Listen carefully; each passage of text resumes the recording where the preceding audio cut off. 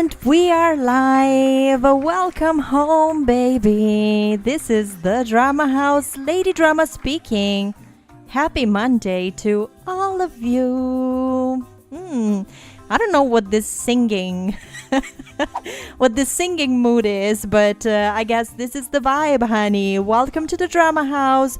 We are live just like every other Mondays and Thursdays, and today we are here, your honor, to once again play in Wisteria Lane. Yeah, baby, we are continuing our gameplay with the Desperate Housewives video game, a solid legend from 2006, honey. If you've missed the previous episodes, don't worry, you have the link to last week's episode in the description of this live stream, so feel free to check it out because, baby, that you had to be there. It was like so much drama. The plot is really thickening, and I really can't wait to see what happens next. We have so much to uncover. We need to find out more about our own housewives' past, her secrets, but also there's been a crime, a brutal crime. So, oh my God, let me launch the game. Let's freaking go. This is a true legend, baby. And the intro is absolutely one of my favorite parts of our Mondays together with the Desperate Housewives. So let's enjoy it. Yes, this is the official video game. Absolutely sponsored by ABC. It is natural Take for it one away, to Brie. develop a facade to influence how people perceive us. Some project an image of perfection to mask their basic insecurities. Others don't have the luxury of worrying about first impressions. And some people find their best intentions often backfire. Yes, we all veil our truths, but how we leave an impression is what defines us. Bum. I'm so excited. And big shout out to all our DramaHouse friends, you guys in the chat. Thank you so much for being here. Mikal, Louisa, so happy you're here. Nico, a great comeback from Nico. How are you all doing? Again, thank you for being here. Obviously, we have our wonderful mod in chat as well, Veronica. So if you have also questions in the meantime, you can ask her. Not only she's up to date with our live streams, but she's also a very big Desperate Housewives fan. So she got it. Mikal, I'm loving your message about watching a 5-hour Desperate Housewives video to understand more about what we have here in the video game. Because it's true, like we play with the real characters from the show, and it's like it's been so good. I've been loving this game so freaking much. So let's freaking go. We have our drama family save file, and I think we left. I don't even remember what we were doing, but I think we left in the middle of an episode of like true crime at this point, honey, because we have one of the locals of the neighbors. He got, how can we say it, like ended in a very cruel way. And our housewife, Lady Drama, she needs to know what the heck is going on, because also the law enforcement in Wisteria Lane is not really doing a great job. They spilled all the beans in the past episode, honey. They told us a lot compared to what we were supposed to know, and I love it. So let's start. Okay, we're home. I just left. Did I just leave Lady Drama like this? Just sitting? Okay, girl. You just keep lounging. Let me just see. Holy, right. Okay, now I remember. Just by looking at the amount of crap we have here, I remembered. So, girl, this episode is like so much drama. We've got the recent again, tragic disappearance of what's his name? One of the brothers, the one of the Fox brothers. His other brother, who was like involved in some shady crap, was taken away by the police. And Gabrielle told us that on the night of the crime, she saw people like hanging around, like snooping around our house. We asked our kid, allegedly a teenager, but clearly he's like my age, Bobo, and he's like, I don't know anything, Mom, because he's petty AF, and so he didn't really help us. But he's still one of the goal. Your son didn't help out in the investigation that much, or did he? Think over what you know as well as what he just told you, and see if you can find the next pieces in the puzzle. If you still can't figure it out, press him for more details. So I guess we'll need to press him for more details. By the way, look at the amount of money we've gotten so far. Like, maybe we should just get a new home, like move away from this problematic neighborhood. I don't know.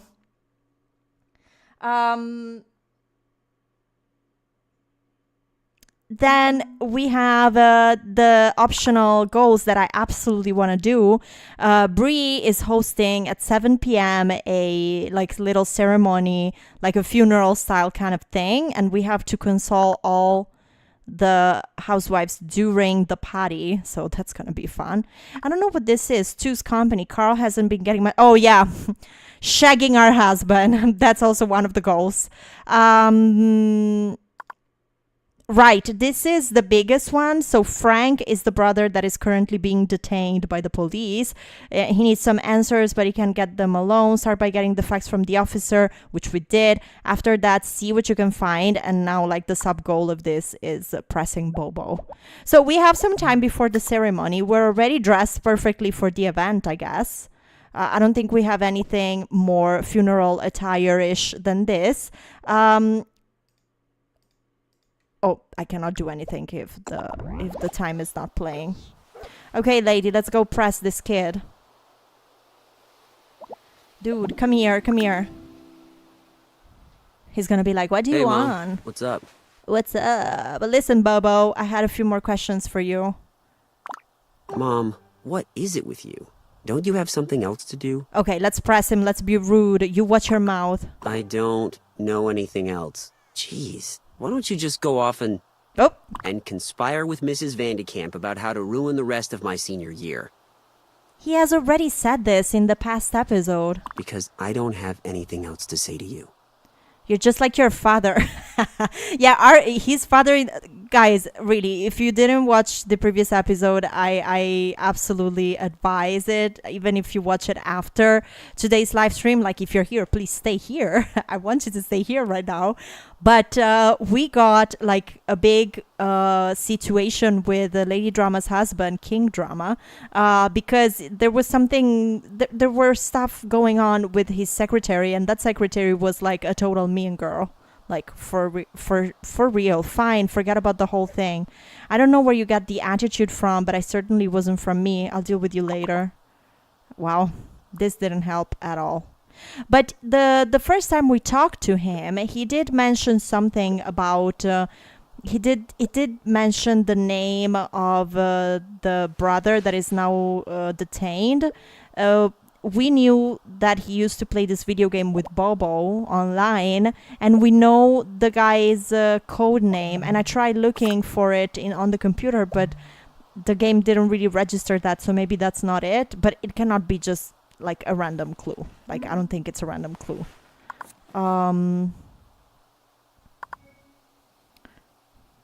If you ever get stuck, call Frank.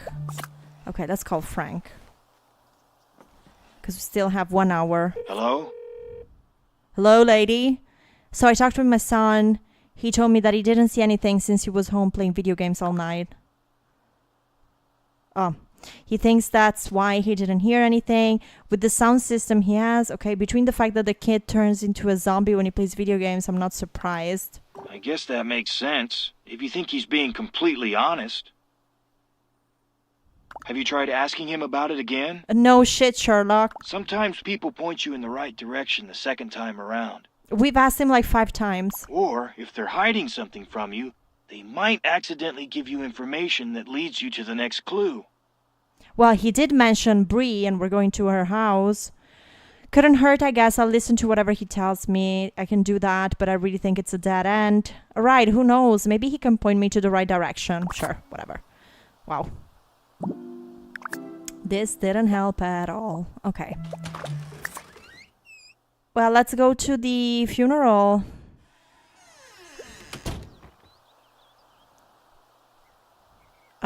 Right. So Bree's home. It's right there. I don't know why he mentioned Bree trying to make his school life miserable. So I guess we'll find out about that.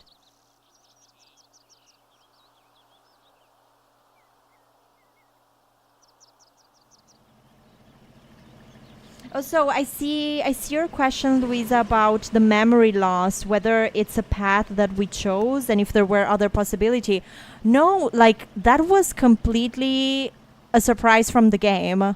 Like we didn't know that this was going to happen, and then when after I created my housewife and the game started, we got the first opening cutscene that we got showed her.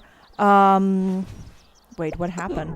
Showed Lady Drama and like having something to do with her past. So from there, we started getting hints that, you know, she didn't remember much about it. And I think that the first time she met with the housewives, she spoke about her memory loss. So this is this was like a surprise from the game. I had no clue we were gonna do this, nor did we choose this. In reality, like, I think that you don't choose much in the game. Like, you just enjoy the plot that the game is serving you. And still, I love it. But yeah, that part we didn't choose. Alex, welcome. How's it going? Okay, can we knock already? Is it rude to be early? Like, I mean, we're 5 minutes early.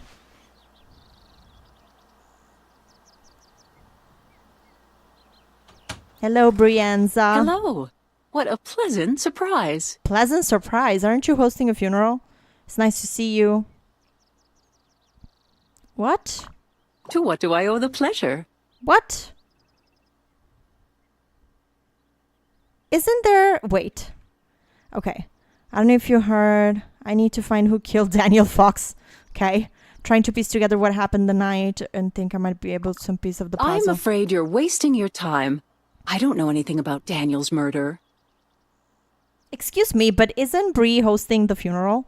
Nothing at all? Oh, come on, Bree. Think. You have to remember something. There's only one thing that comes to mind when I think of that night. But it certainly isn't going to bring Daniel's killers to justice, so it's probably better not to speak of it. Come on, speak on it. And you know exactly what I'm talking about. What? Sorry, not a clue. What? I have absolutely no idea what happened to Ida's garden. Not Ida's garden. I probably do, but just forgot. No, not a clue. That was the night your son attempted to court my daughter. Aha. He told me he was in his room playing games that night. Right? I guess it slipped my mind. When did this happen? That night, he and Danielle were coming back from their date. I caught Danielle trying to sneak back into the house. Guilty. She knew better than to stay out that late. I assume your son was the bad influence. Oh, bitch. I saw them coming out of your house looking guilty as sin. Guilty as sin. And then your son had the nerve to try to sneak in with Danielle. Oh. Mom, haven't you done enough? Now you're talking to the neighbors about this? Hello, Mom. Like, stop embarrassing me. Haven't you embarrassed me enough already? I'm not trying to embarrass anyone, dear. Okay. You do more than enough of that for the both of us. Oh. Girl. Needless to say, they were surprised when I greeted them on the porch.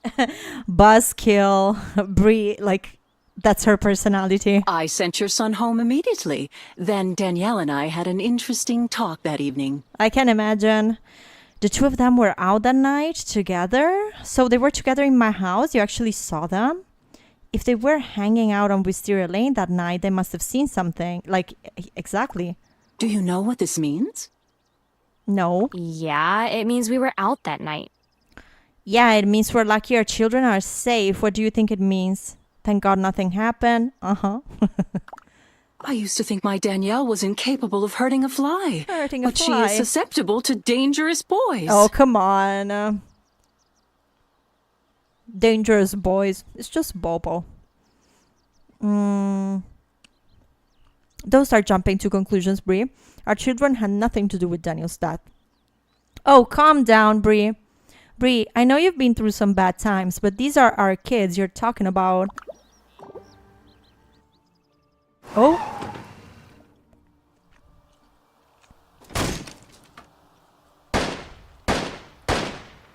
Nah, it wasn't them. The game is like playing out the possible clues of who could have been, but obviously it wasn't them. Do you seriously think I'm capable of that? Right, like, come on. Oh, this is bringing my own teenage years. I'm working through my trauma thanks to the Housewives video game. The police said Mr. Fox was killed at 11. Oh, shit. Wait, what? The police said that, fuck, we should have come to Bree's house earlier because now it's already the funeral and we don't know what she was saying. She just said, oh, there's some music. Why? It's just beginning. Everyone is heading over to the Vanderkamp place right now. Bree is expecting you to be there. We're here. Yeah. We're gonna have to console people. Got it. Look at Bree. She looks stunning. Jeez, I would have put a dress on if I knew that that was the dress code. Oh, shit. Let's go to Susan. Talk to. Wow, Bree. Oh, how could you? How could I? Easily, Susan, quite easily. How could I what? What? You're not wearing Daniel's dress. Oh shit, it's true. Talk to me after you've changed. Crap. I need to run home. Oh, how could we be so stupid? Because I guess we cannot, like, change clothes at her house. Damn. One of the things we had to do was wearing the dress. That's why everybody looked so fancy. And me being like, oh, look at them. Like they look like divas. Yeah, like that was part of the goals. I was supposed to change. Okay, come on, lady. Move it. Oh, we're gonna miss the event. How could we, for real? Come on, come on. Do you think we'll manage? Oh my god. Okay. Let's change. Change outfit. Right, because we don't have an option. Change outfit. Okay. I mean, I thought it was poor taste, you know? Wearing Fox original dress. There you go. Okay, now we go to Bree. Come on, lady. Oh.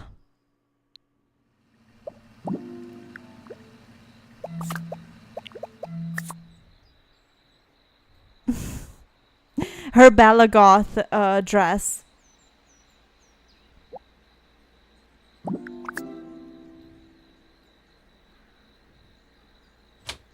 Okay. Yay.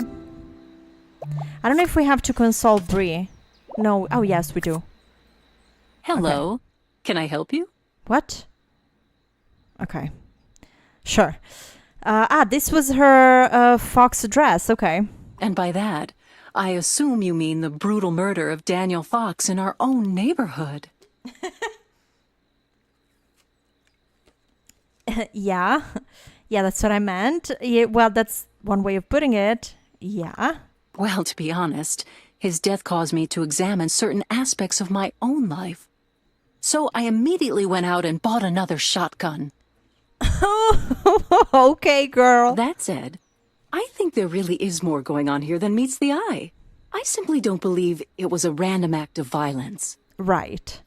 Our friend and neighbor is dead, Bree. Isn't that enough reason to grieve? Did you hear something? Just because you weren't close to him doesn't mean we should start dissecting his personal... Well, that's what we're doing. Oh, come now. Are you telling me you're not the least bit curious about how it all transpired? Well, yeah. Was he pumped for information? Did he have something they wanted? Jesus. Oh, perhaps he even owed them money that was borrowed to support some reprehensible drug habit. Wow. You seem like you're more interested in getting details about his death than you are coping with the loss, Bree. Bree, wasn't it your idea to have this? Yeah, exactly. She hosted this function. For the record, you're not coming across as the most compassionate person at the moment, Bree.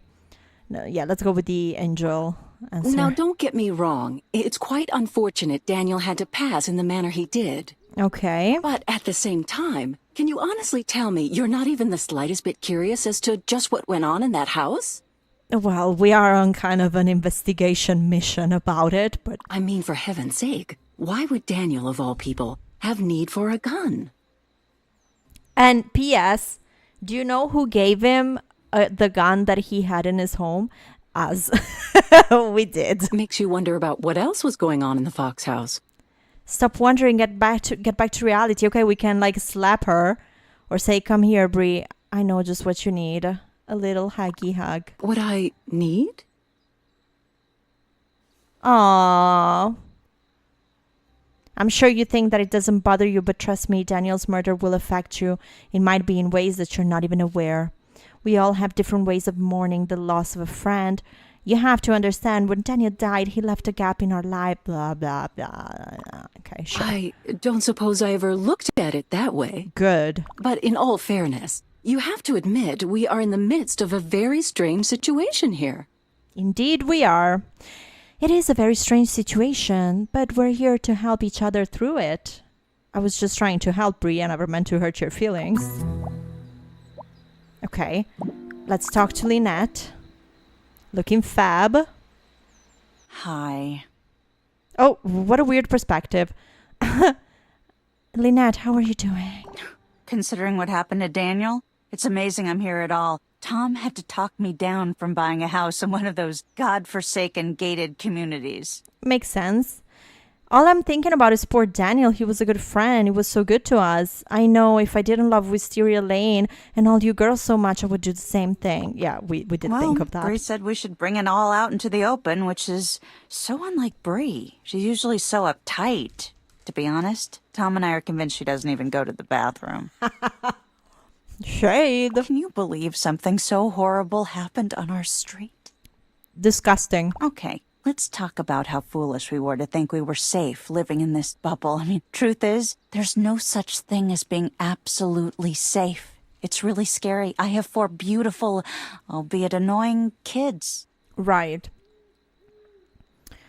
Wow, you sound really shaken up by this. I'm so sorry. I didn't realize this whole ordeal had such an impact on you. I'm sorry to dump it all on you like that, but that's how I feel. Oh. All mothers develop their own form of acute paranoia. It's instinctual, but now there's a tangible reason for it.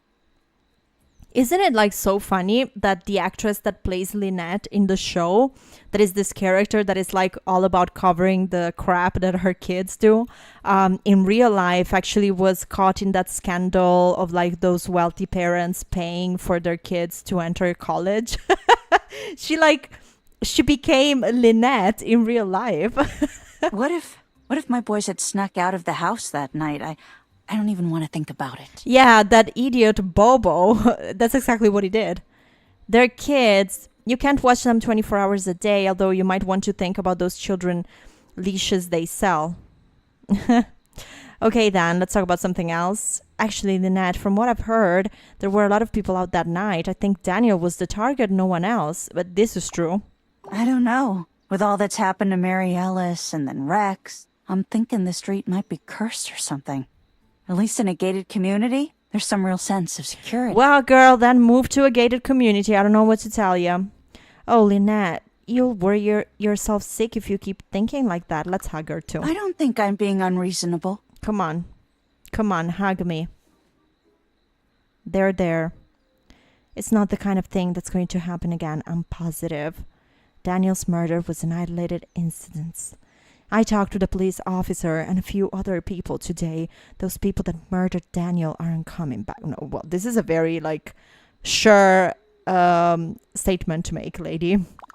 I take it you know something I don't. Yeah, I'm sure they won't show their faces around here. Okay, I do, and there's nothing to be concerned about. Yep, sure do, but I'm not at liberty to say what that something is. Well, if that really is the case, and it wasn't a random act of violence, then it certainly puts my mind at ease. Thanks. Love you, babe. Okay, we're on a mission here. Edie, do we have to consult? Okay, let's talk to Susan. She was so rude to us, but also she reminded me I had to put that freaking dress on. Hey there. Hey, Gorge. Susan, are you right? You look awful. Hey, Susan, how are ya? I feel just fine. I feel just fine. I have to say, I'm a bit distraught. Over Daniel, I know, but what in particular? Just everything, I guess. Great. I mean, Daniel was such a sweet man. A sweet, sweet darling. And charming and witty. He was like one of the girls. Okay. Sort of. Okay. We even invited him to poker night. And we don't do that for just anyone, you know. Of course. Who would want to do something like that to someone like him? Yeah, that's horrible. Look at Bree's portrait. It just cracks me up. People like that don't need a reason to do the things they do, and it's a shame. I can't really say that I know, Susan. I wish I knew, but it's good that you're sharing your feelings. Don't let me stop ya. Sometimes it just seems like there isn't any kind of justice in the world. I know. I don't know what he could have possibly done to his assailants, but he didn't deserve to die over it. I know. I mean, it's terrible. You're right, Susan. No one deserves that. Come here, give me a Thanks. hug. It's nice to know there's someone that understands what I'm going through. Yeah, babe. Poor baby. I can see why Bree invited you over. You always know just what to say. Yes, Queen. Thanks, Susan, but I'm just doing what any good friend would do. What can I say? I have a way with people. You're more than welcome, Susan. Okay. Susan is done. Let's go to Gabri before we go to Edie. I think Edie knows something.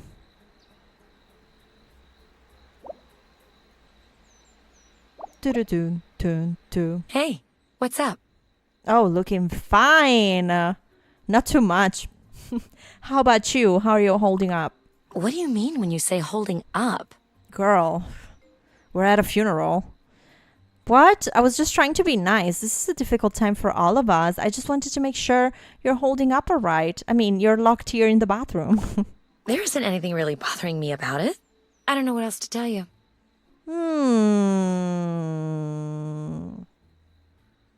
That's suspicious.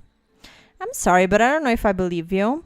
You're going to have to try harder than that, Gabrielle. Okay, maybe she's just masking her grief.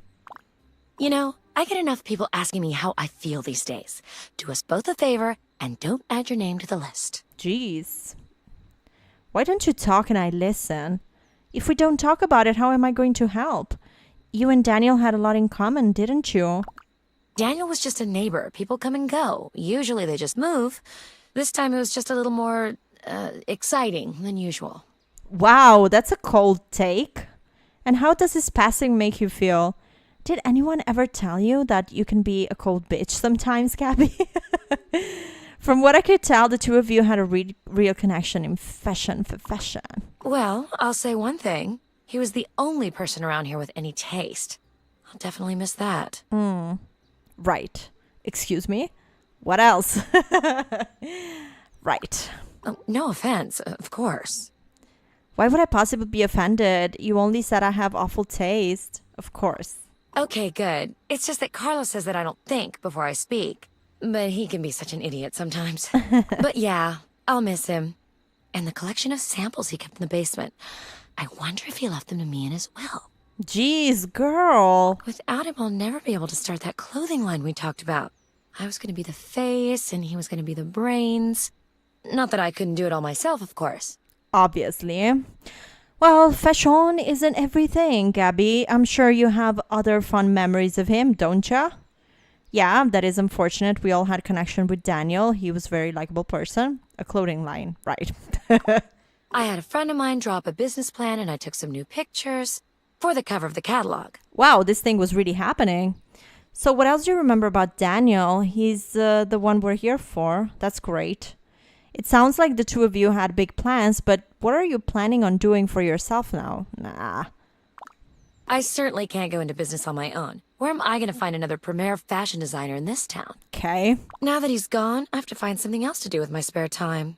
If I'm not careful, I'll be scouting out the high school football team again. Oops. Did I say that out loud? Damn, Gabrielle. Okay, we all have our coping mechanism, but don't feel as though you have to use materialism as a crutch, Gabri. Don't worry. I don't feel that way at all. Come on, hug me. Hug me, you fool. Okay. We're all here to help each other. Right now you can help by finding me a new business partner. The old one quit on me. He died. Damn. Oh, we didn't console her?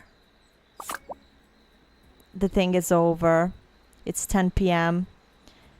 Okay, if we stay awake, but we still cannot do that. Yeah.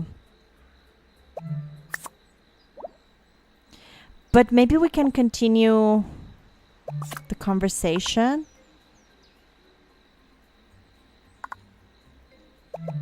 Because obviously, yeah, I want to know more. Wow, you changed quickly, Bree. Hello. What a pleasant surprise. Yeah. To what do I owe the pleasure? Okay, let's try I'm to afraid take it you're back. wasting your time.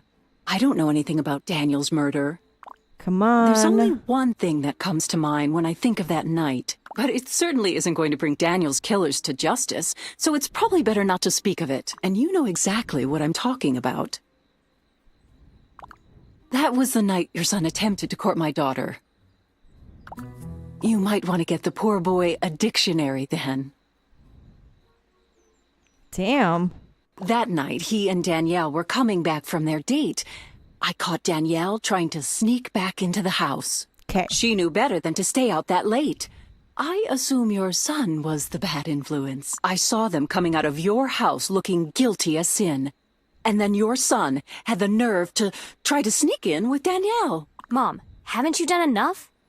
Now you're talking to the neighbors about this? Okay, I think we were more or less here Haven't before. you embarrassed me enough already? I'm not trying to embarrass anyone, dear. You do more than enough of that for the both of us. Needless to say, they were surprised when I greeted them on the porch. I sent your son home immediately. Then Danielle and I had an interesting talk that evening. So they were together in my house? You actually saw them? Do you know what this means? Yeah, it means we were out that night.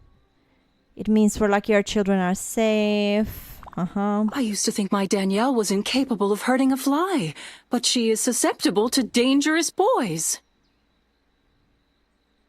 Oh, calm down, Bree. Do you seriously think I'm capable of that? The police said Mr. Fox was killed at 11 that night. Right, this is exactly where we were interrupted before. And if you remember, you sent him home way before that. You went off on your whole high and mighty, and of all things, on a school night tirade and sent me to bed. Besides, I refuse to defend myself. You're insane for even thinking this. If only Dad were still alive. Ooh, not the if only Dad was still alive card. Danielle, you will always be my daughter. But after what this family has been through, and especially after what you've put me through, it will take more than a few words for me to trust you again. Considering you never even told me what you two were up to that night. Well, if Danielle doesn't have anything to tell us, there's just one person left. Your son. Maybe you'll have more luck getting the truth out of him. I can't understand why he would lie about something like that. Now that I know he was lying about that night, I'm going to demand some answers. Good. Okay. Let's go home. Bye, girl. Damn, Bobo is like probably the only dude in this high school because like everybody wants to date him. I still have the goal of shagging King.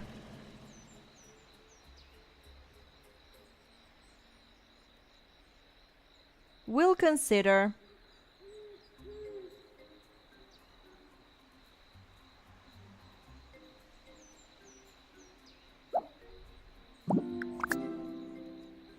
But I think we can do it in the morning. I think now we can go to bed. Not that it matters in this game, because you don't really have, like, needs. Like, sometimes it just says social needs low, but it doesn't really matter.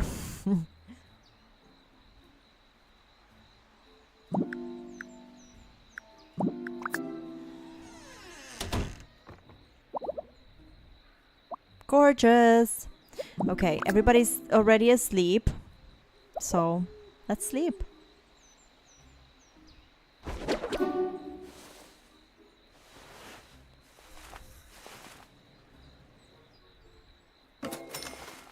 More money! Woohoo!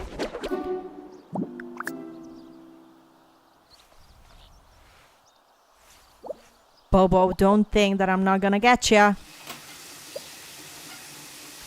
I need answers. Oh, he's coming in our bed. Oh no. He's just being a weirdo on the stairway. Okay, let's just change outfit. You know, I love to do that.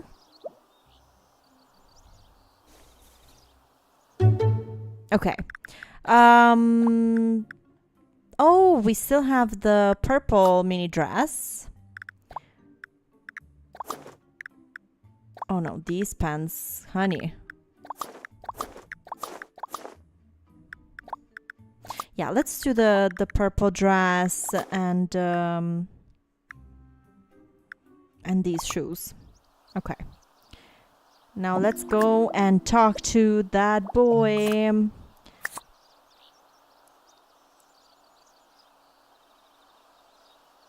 You Bobalicious, come here. Where is he? Strut girly. Walk your walk. Hey, Mom. What's up? There isn't too much going on with me, however. You, on the other hand, have a lot of explaining to do. About what? Oh, really? Girl, we got you. Bobo. I know for a fact you were out that night. Don't you play dumb with me, Bobo drama. Just a few moments ago, you said you were in the house all night, but I know you weren't. No, I'm gonna go with don't play dumb with me. I don't know what you're talking about. Seriously. Or hell, who knows? Maybe you aren't playing at all. What? Why don't you ever trust me? Girl, you're lying. You're just coming from out of nowhere with all this. No. And I know you're making this up. You can't prove anything. This is suspicious. Is our son the one that actually killed the guy? You're right, Bobo. I can't prove you were out. What? Usually I do trust you, but right now I don't think I should. I just talked with Bree and Danielle, and they both said that they saw you out that night. Frustrating, huh? Sounds like guilty. That girl just can't keep her mouth shut. Who? Maybe not, but for now, let's see if you can get your story straight. Yeah, but isn't that why you're interested in her? Care to tell me what really happened? Okay. Good. Danielle and I went out that night. But nothing really major happened. Of course, okay, no comment. So, I didn't feel the need to bring it up. I'll say something happened. One of your neighbors was murdered. Hello, didn't you not get the memo? Let's be honest here, you forgot to bring it up because you were out past your curfew and you didn't want to get in trouble. Last chance, is anything coming back to you now? After Mrs. Vandekamp finished her angry diatribe, I left and came home.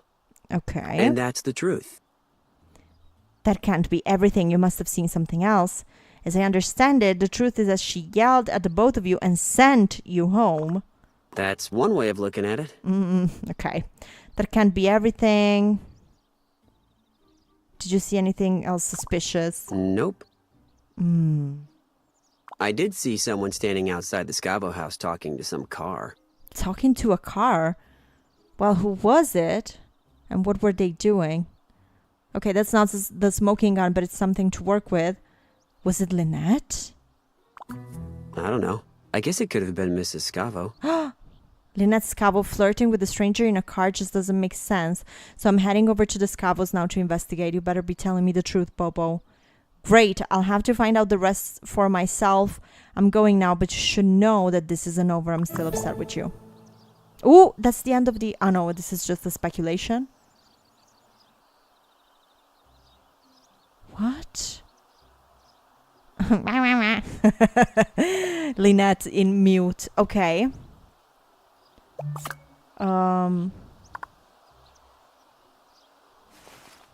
Flirting with disaster. Someone was out flirting with the car in front of the Scavo house, but was it really Lynette? That seems a bit out of character, especially for her. Okay, let's go.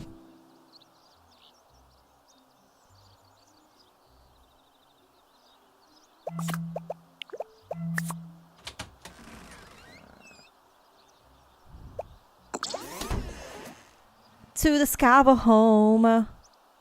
Oh, those creepy kids. They're so creepy.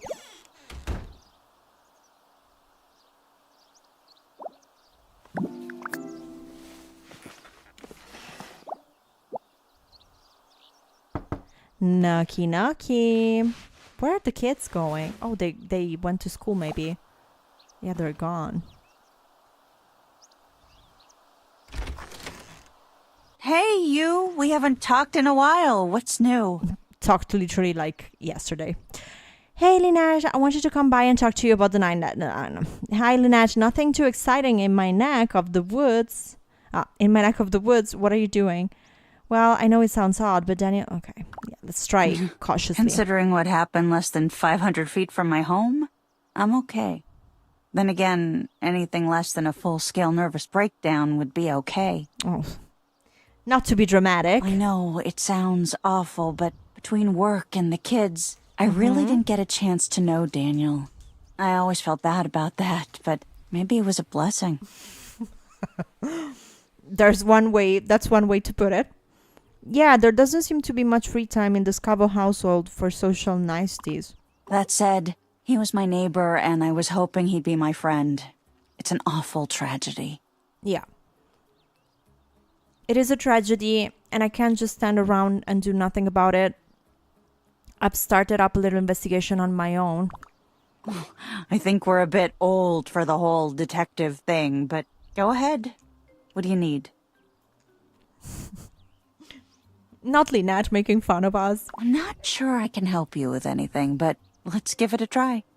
Okay. Who knows? Maybe we both can help. What's the problem? Damn, mister. You don't need to come like that at me. And now this is awkward, but someone told me that they saw you flirting with someone in a suspicious car. Okay, well, this is a little embarrassing. You see, someone saw you, Lynette, talking with a stranger, sitting in a car, parked outside your house, and Daniel was killed. Listen, I don't know what your eyewitness was smoking, but Lynette barely has enough energy to lift herself into bed at night, let alone chat with some stranger. Well, you don't need to tell everybody your business like that, Tom Scavo. Yeah, this is a little bizarre anyway. I was asleep by 9 o'clock that night. Who thinks they saw me? It's crazy. I mean, maybe Bobo lied to us. This is complicated. It's my son. Okay, no, you're changing subject, Lynette. Let's press her. What? Is this your game, spreading rumors about my wife? You know, I've heard some things about your son. I was trying to give him the benefit of the doubt, but he sounds like nothing but trouble. Trouble, trouble. Whoa, everyone calm down. I was in bed by 9 that night, so it obviously wasn't me your son saw. Where was this car? I'd like to believe that, but can you prove it? It was parked on the street a few feet away from your house. You probably just assumed it was you. Okay, makes sense. Yeah, hope he's not spreading these little assumptions any further than you. But what is the husband doing with these hands? Sir, can you calm down? Like, what the hell? You know, to be fair, I do remember something strange from that night. Not me. I was sound asleep. Yeah, okay, nobody was talking to you, Tom. Yeah, my little watchdog here. Girl. Wouldn't wake up if a tornado ripped the roof off the house. Great. I sleep soundly. Is that a crime? But what's up with the hands? Anyway, Tom was fast asleep. Some noise had woken me up, and I couldn't get back to sleep. Yeah, she's like that. Her mind's always racing. Needs a horse tranquilizer to get her back to bed. Okay, and then he like low fives himself. That's great. But maybe we should get back to helping out with this case. Yeah, lady's like, hello. So, what do you remember that night? Okay. I was looking for something to read to help me fall asleep, and I thought I left it on the windowsill. When I looked, there wasn't any magazine, but I saw Gabby on the sidewalk. Oh, everybody's like accusing each other. I cannot. That's interesting, but why would she have been out? What was she doing out? I guess that's possible. I mean, she did say that she was like out and then she went back home. She was running around the neighborhood. Are you telling me that Gabby was running errands at midnight and decided to stop and have a conversation with a stranger? No, Tom, she was literally running in her very tight pink jogging outfit. You know, the one you're always staring at. You pig. Of course. That makes sense now. Gabby was flirting with some guy. It's actually pretty funny that anyone would think you were flirting with someone. Well, I mean, oh my god, this guy's so rude. Damn. Tom, what are you implying? Yeah, what the fuck, Tom? You just don't flirt. Well, often. You don't flirt often. Lady's just like in the middle of this argument, like, okay, maybe I will go. Now that I'm a mother, am I supposed to be asexual now? Is it out of the realm of possibility that I might flirt with a man? Oh, and Lord. that a man might find me to be attractive? Okay, I don't mean to be rude, but Tom and I have a few things to discuss. I see that, Lynette. Okay. Come to think of it, Gabby did mention that she was out jogging that night. It doesn't make sense that she would talk to some thug, though. Okay, then I'll check with Gabby. Yeah, Gabby did tell me she was out that night, although she neglected to let me know that she talked to Daniel's killer. Oh. We're just jumping to conclusions here. I'll head back to the Solis. Thank you. Talk to you guys later. I'll leave you to your conversation. Yeah, goodbye, problematic people. I'm out. And I don't want to talk to that man, Tom Scavo, ever again. Back to the Solis house for you. Lynette says it wasn't her out that night, but Gabrielle. Given the serious nature of the matter at hand, she got a bit of explaining to do. Okay, you know what? Let's spray some perfume and go to Gabby. Holy moly. Okay. These shoes are made. Whoop, car. It's just 10 a.m. and we've already like witnessed this insane conversation between the Scabos. That's amazing. Knock, knock. Gabriella. Jello. Oh, she's there. Hey, Gorge. So, tell me, did you find out anything new about Daniel's case? Damn, you bet I did. That's why I'm here. Funny you should ask, because I did hear about something that might be of interest to you. Okay, what's up? Tom and Lynette poked a hole in your little story not too long ago. You didn't quite tell me the entire story about what happened that night, did you? I mean, she probably was like cheating. Like, I don't think she was involved with the murder. What the fuck? Oh, she's making me come in. Lynette said that she saw you that night. The Scavos told me you were out much later than you mentioned to me. I told you I went out running that night, didn't I? Yeah, but I don't think you told me everything that happened. But see, they also said that you were chatting with some stranger in a black car. Gabby, what is she talking about? Oh, jeez. We were missing this troublemaker. Just what were you up to that night? Oh. I don't know. There was some guy. Fuck. Some guy? No, wait. 2 guys, actually. They were really confused. It's probably like the guy from the mob that was obsessing over our girl Bella Goth here. Is there anything specific you remember about either of them? Like a name, perhaps? And it's all coming back to you now. Come on, Gabby. Who were they? Do you remember their names? Of course they had names.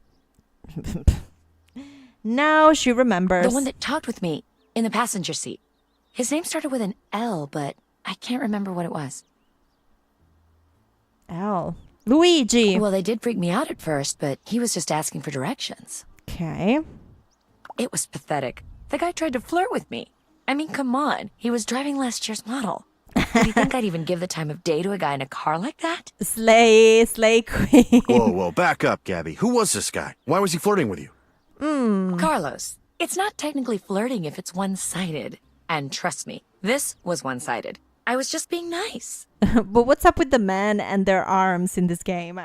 This is the first time I'm noticing how much they how they wave their arms around all the time. Besides, I don't usually fall for the kind of guys you see on the FIB's most wanted list.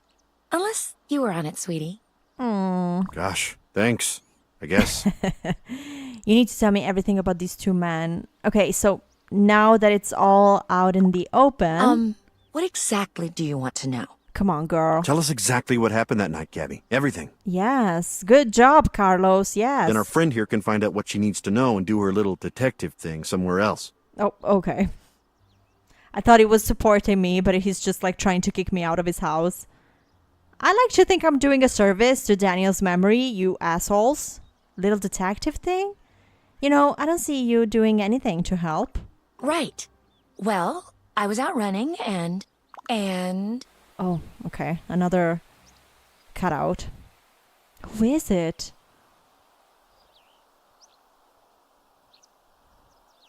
Bye. And that was it. See?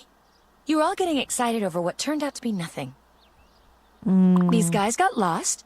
They pulled over and I gave them directions. And then they went off on their merry little way. Sorry.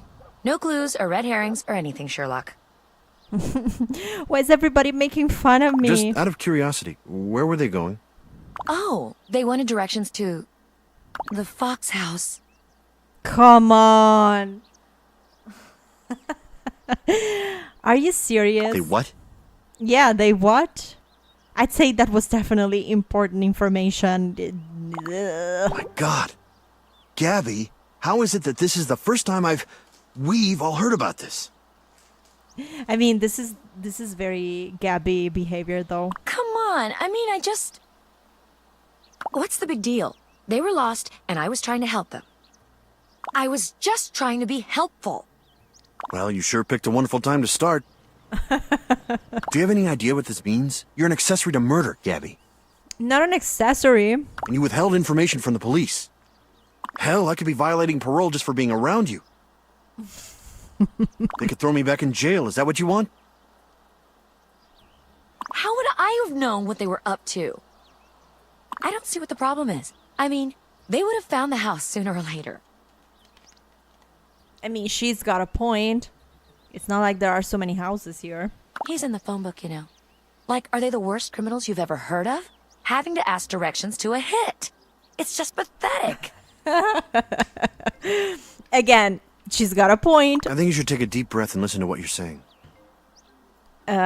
He's got a point too. All right, just forget it. I don't want to hear any more from you. You've done enough. At least we have a better idea of what went down that night. And lucky you. You managed to get an eyewitness that found a way to help facilitate the murder, but somehow can't remember the name of the killer who tried to hit on her. Oh my god, how good is this game? Wait a minute. Oh. Carlos, you'd put her to bed before she decides to do any more favors to strange man. Why? I want to check out these lads. As of right now, I have no idea what's going on. Yeah, your guess is as good as mine. I'll say one thing, though. She sure is taking her time. Okay, I'm back. This is for you. What? Something scrolled down on a piece of paper? How does this help? It's the guy's phone number from that night. Gabby. You kept his number? Yeah. Now I remember. His name was Leonard, but my friends call me Leo. Okay. Yeah, didn't do much for me when he said it either. What reason could you possibly have to keep his number? Oh, relax, Carlos. I put it in my pocket and just forgot about it since then. Like you'd expect me to wear the same hoodie twice? Fair. Well, it's very convenient, isn't it? Oh, well, looks like I've got some calls to make. Thanks, guys. Bye. Wow. Now, this is major hints. Connecting the dots, a phone number, but whose is it? There's only one way to find out. Call the mystery number on your cell phone. If you find yourself stumped, don't hesitate to contact Frank. Okay, you know what? We're gonna go home since we're right here and do this from the privacy of our little home.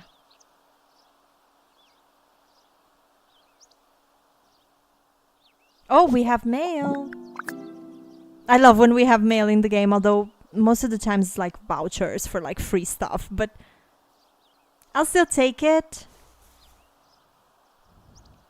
Free skirt of pants. Yes.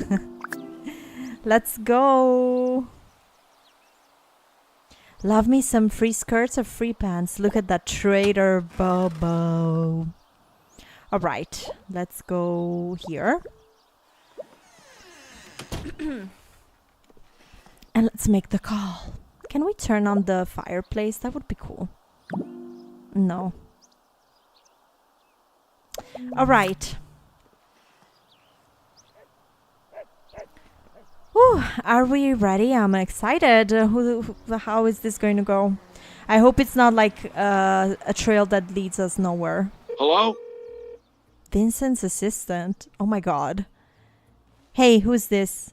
Haha, I've got you now, Leo. No, okay. Who am I speaking to right now? What? What? Leo, I'm going to notify the police. No. Clean out your ears and listen the next time someone asks you a question. I ask who I was speaking to.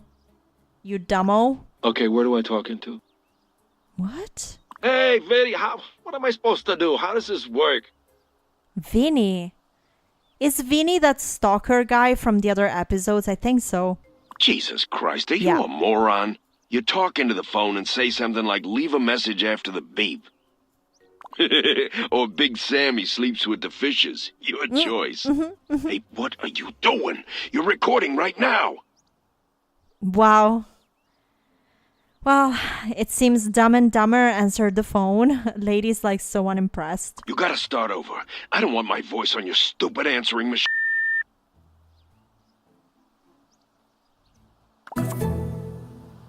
Vincent Corsetti. All right. The game is like, was that him? The message you heard on the number Gabrielle gave you seemed to have a familiar voice. Vincent Corsetti. Could that have really been him? Call him to find out. Okay. Vincent. Vincenzo Corsetti. Let's call him. This is Vincent. Well, he sounds a little bit smarter than in his recorded message. Hey, it's me. No. Vincent, it's Lady. I need to talk to you. Okay, shoot. Okay. What can you tell me about Daniel Fox? Fox? Mm-hmm. I don't know what you're looking for. I was as upset as anyone else when I heard about his untimely passing. It was an absolute tragedy. Poor preening bastard was doing so much for the community. Yeah, Daniel was a great person, but I was hoping you might actually know something about the night he died. You're right, Daniel certainly was doing a lot of good around here. Is there anything you might know about his dad? Yeah. I'm sorry. I'm not the right guy to ask about that. I wonder why. If you're looking for answers or closure, the police are still investigating the crime. Give me a break, the police. I'm sure they're doing everything they can to find out who's behind Fox's death. Doesn't really look like it. Sure, they're hard at work, but they're going about it all the wrong way. Actually, I think the police are on the wrong trail. I'm sure they're just doing their best, but I think there's more to it than just Daniel's murder. What makes you say that? There were two strangers. Okay, let's not spill all the beans to this guy. Someone else was on Wisteria Lane the night Daniel was killed. There was a suspicious man creeping around that night. His name is Leo. He claims to know you. Sorry, name doesn't ring a bell. How does this relate to me exactly? I mean, I do business with a lot of people. It's always possible that I met him at some point. You know, it's funny. You wouldn't believe how many people there are running around saying they're friends with Vincent Corsetti. On any given day, a man in my position may meet dozens of people. I can't be expected to remember everyone I've met. Give me a break. Jesus, look, this is not like your biopic interview. I don't need to know so much. I heard you talking on his outgoing answering machine. True. Actually, I'm pretty sure he's more than a casual acquaintance. Don't you remember helping him record his voice message? I can play it for you if you like. Yeah. Don't play games with me, Vinny. You know who Leo is. In fact, you gave him grief because he couldn't operate a simple answering machine. You idiot. Oh, right. That Leo. Yeah, come on. Yeah. Guilty.com. Maybe I know who you're talking about. Oh, yeah, Leo. I think he works at the pharmaceutical office. We have a lot of employees, though. I don't know them all by name. What? You own the pharmacy? What? I heard that he was your personal assistant, kind of like a gopher, except he carried a gun. I guess not. Not unless he was the kind of employee that found himself at a murder scene on the street. Listen, I understand how difficult it must be for you. You miss your friend and you're trying to find answers. But you're barking up the wrong tree here. I don't think I am. I'm sure if you just give it some time, you'll find out that there are better days coming your way. What? One thing I've found in my years of doing business is people usually get what's coming to them. What the heck? Yeah, what comes around goes around. People get what they deserve. Listen, I'd love to keep talking to you, but I've got an important business call on the other line. I've got to go, but let's talk later. We have a lot to talk about. Goodbye for now. What? A likely story. Okay, bye for now. All right, we can continue. No, okay, bye. Oh, who is it? What the hell do you think you're doing? Eric Larson. Some of the girlies in the chat were kind of like having a crush on this guy, I think. Or was he somebody else? I don't know. I think it was Eric, the PI or FBI agent or whatever. I'm getting ready to hang up on some jerk that called me up just to yell at me. How about you? Hell yes. Look, this is not a game.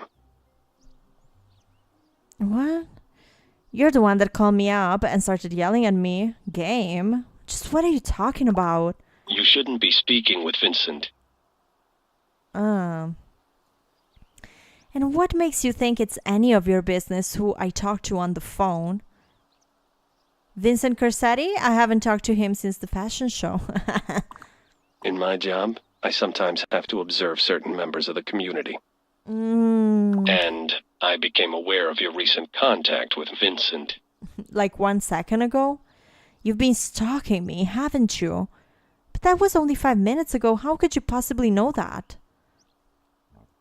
The US government thinks I'm a criminal. For this, I pay taxes. Oh, Lord. Yeah, I'm gonna be pissed about it. Don't worry. It's not you that we're investigating. It's probably him. I see, so you were just snooping on me, is that it? But if it's not me, then Vincent's under investigation, right? I really shouldn't be telling you this. It's classified. But it's for your own good. Come on, tell me. Vincent is being monitored by the government. His calls, his business dealings, everything. All right. And from what I gather, you don't even... Actually, we shouldn't be having this conversation over the phone. You never know who's listening. Like he was listening to us like 5 minutes ago. Fine then, name the time and place. Where should we have this conversation then? With all the trouble you're making for me, this better be damn prone. Blah, blah, blah, whatever, I'm not picking that answer. I couldn't even read it.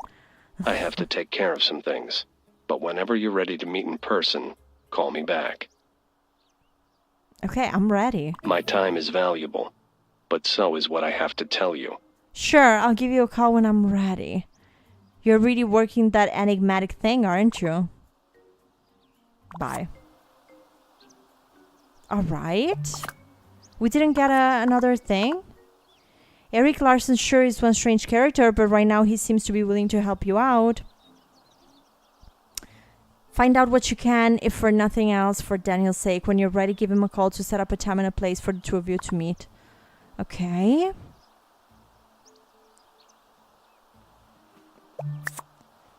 So, I mean, we are ready. I don't understand. Should we talk to Frank? Hello? I've got good news and weird news. The good news is that I know the truth. Those assailants had am I okay? Had definite ties to Vincent Corsetting. He's our man. The weird news is that I got a very odd phone call within seconds of finishing my call to Vincent. Really? From who? The Fed. Eric Larson. Yeah, Eric Larson. We've met. Yeah. What did he want? I guess he needs to talk to me about something, but he was pretty cryptic. He wanted to meet me. It was something he insisted on telling me in person. Maybe you should find out what it is. I get the feeling he might be able to tell us something worthwhile. All right, but after that, we need to talk about all of this. Okay, I guess it couldn't hurt. You're right, I'll meet him and see what he has to tell me. Okay.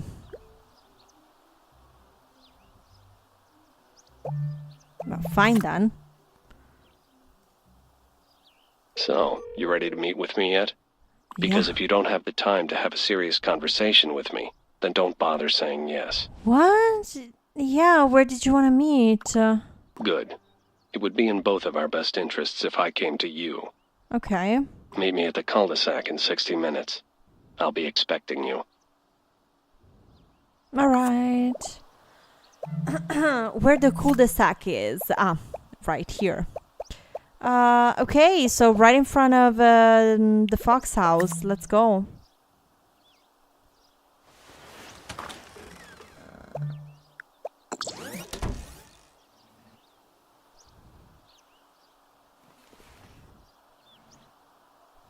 Oh no, the police officer is there. Has it been 1 hour yet?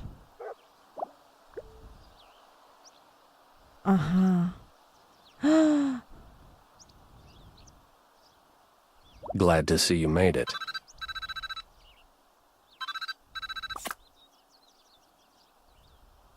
What? He's calling me and... What? Okay, yeah, it took me a while to find you, but all these houses look the same. Well, you were pretty insistent. Did I have a choice? That's one thing I've always liked about you. You seem to find the positive side of everything. Always. Sir, do I know you? How nice of you to say that. Why, thank you, Eric. That's very sweet of you. It's good to know that some people still appreciate a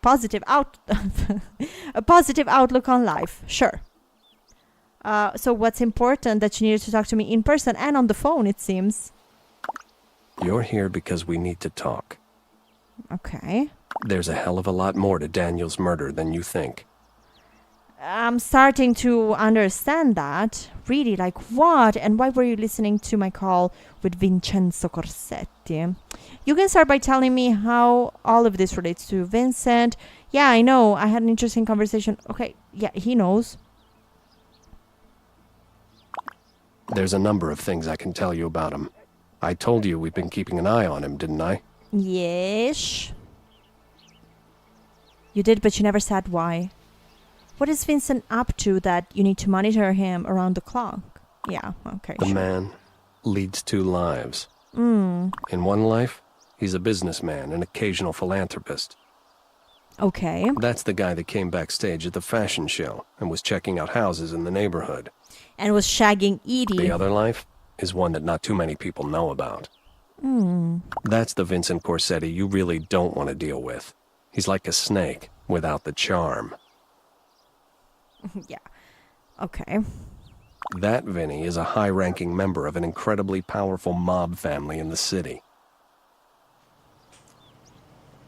How stereotypical of the game. Your little detective work just revealed the tip of the iceberg. Okay. Do you really think he's tied into Daniel's death? Eric, I'd hardly call it detective. Well, no. I'm sorry, but this is a lot to take at once. I mean, he seems like... No, fuck no. Do you really think he's tied into Daniel's death? Frank Fox noticed some shady dealings going on at his old office. Yes, we remember that. The perps wanted to cover their tracks and hired some mob enforcers to tie up their loose ends. That's why the trail you were following led you to Vincent Corsetti. It was his thugs that killed Daniel. Wow. Okay. I mean, wow. Thing is, once Vinny got wind of the deal, he decided he wanted a bigger piece of the pie. He snapped his fingers and suddenly everyone with any knowledge of the bookkeeping errors disappeared. Frank was the last link. Okay. Oh, so he wanted Frank, but they got Daniel. My suspicion is that they killed Daniel thinking he was Frank. Damn. Yeah, that's what Frank told me as well. That makes sense, although I still can't believe Vin is tied in. Who cares about Vinny? We don't... She's on the phone. I don't care about Vinny. Not that I need to even say it, but do yourself a favor and don't get involved with Vincent again. It's not safe. What do you mean, again? Yeah. If you're implying I have some kind of relationship with Vincent, I've been nothing but faithful. Okay. I'm very much aware that that's not safe, but what are you talking about? Are you really that forgiving? Or did you just block that whole ordeal out of your memory? Oh my god, we might be getting to like some more about Lady Drama's past. I really thought the locket would stir up something in you. But I guess that wasn't the case. What did he do to you? What? Sorry, this is all completely over my head. You lost me, Eric. You sent that locket? Why? You gave it back to me. Before you left town to start your life with Vincent. What? What? What? Wait, could Eric be the guy in the locket, like in the picture with Lady Drama as a teenager, and they like loved each other? Like, what? Yeah, Louisa, same. It's like, what is this man saying? I couldn't offer you the lifestyle you were looking for, and so I let you go. Holy what? When you called me to ask me for help, I didn't know what to do, but I offered to help you in any way I could. We don't know. It's hard to follow you, Eric. But when you didn't show up when you were supposed to, I suspected the worst. What? I thought you'd left us for good. I thought you were dead. Us? What? Who's us? Who's us that we left for good? For all I knew, you just dropped off the face of the earth. When I was brought in to investigate Vincent's shady business operation, I thought I'd find you with him, but I didn't. What? Then I got word that he'd found someone that he was looking for. Some kind of unfinished chapter in his life. You can't possibly You can't possibly mean me. I would remember something like that. You mean me? I'm confused. Yes, Mary. I'm talking about you. Mary? Looking into Vincent allowed me to find you again. But you had a new life. I didn't want to step in where I wasn't wanted. What is this man talking about? But now I have to. You're getting too close to Vincent, and trust me, he's not the kind of person you want to get involved with. I am like... I'm shook. I don't know what to think. I don't know what to say. I don't know who Mary is. This is like a lot. There is one thing I have to ask you, though. What? Off the record? All of this was on the record? Okay, ask away. What's that? There's a period of time where I couldn't find any records for you. Like you vanished off the face of the earth. Yeah, but like... What happened to you, Mary? Mary? Eric, I think you're delusional. What did you just call me? Mary? Who's Mary? Yeah, like... You're what? Mary. Can't you even remember that? No, my name is Lady Drama, honey. No, I can't. You're making this up. It can be true. I'm sorry, but I don't believe you. It's like some demented tale you're weaving. I mean, do you have any proof? Take another look at that locket I gave you. One face should be pretty familiar to you already. I mean, I don't remember if it was Bree or Susan, but they clocked it immediately that it was a lady in the locket. I know the girl is supposed to be me, but who's the guy? Girl, it's him. Like, right? Am I tripping? It's him. Yeah, it's me. I got that part already. Come on, it's it's obviously a doctor photo. Sorry, but I'm so shocked I can't even read. You don't think I believe it, do you? We took that picture at the Wood River County Fair. Holy. That was long before you got involved with Vincent, of course. But like, I don't get it, because when we were exploring her memories with the therapist, none of this came up. Like, she was talking about like losing her parents and then going to live with an aunt that she didn't like. No, it can't be. It sort of looks like you. I don't know what to say. It's us. And I know somewhere in the dark recesses of your mind you know it to be true. Oh my. I know, right? This is literally like... I think I would be on the floor if this happened to me in real life. What in the world? What I don't know is how you can black out on an entire section of your life. Yeah, same. Are you sure you aren't confusing? Okay, no. I don't know either. Yep, I don't freaking know. Eric, you seriously need to start looking somewhere else for this Mary. No, I don't know.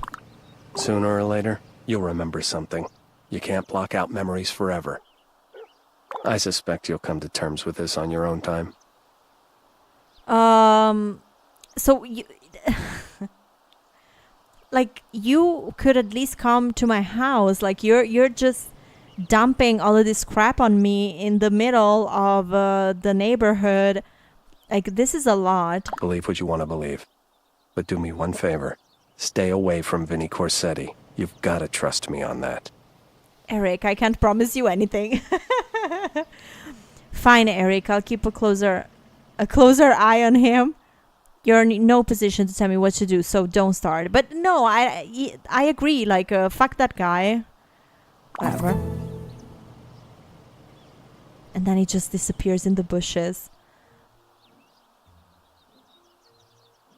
New goal, filling in Frank. I don't know about what, like about new secret about me.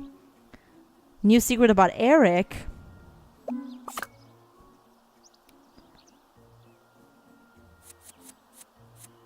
Where is this? I want to see about me. Real name is Mary.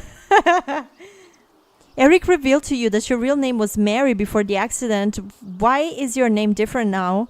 What happened during that time period? Nonetheless, after 20 years of being called Lady, you stick with that for now. Hell yeah. Okay, we need to... Once you finished up everything you wanted to do, you should call back Frank with what you've learned. The murders weren't from Wisteria, and Eric Larson isn't such a bad guy after all. Holy, let's get away from this cul-de-sac, like literally.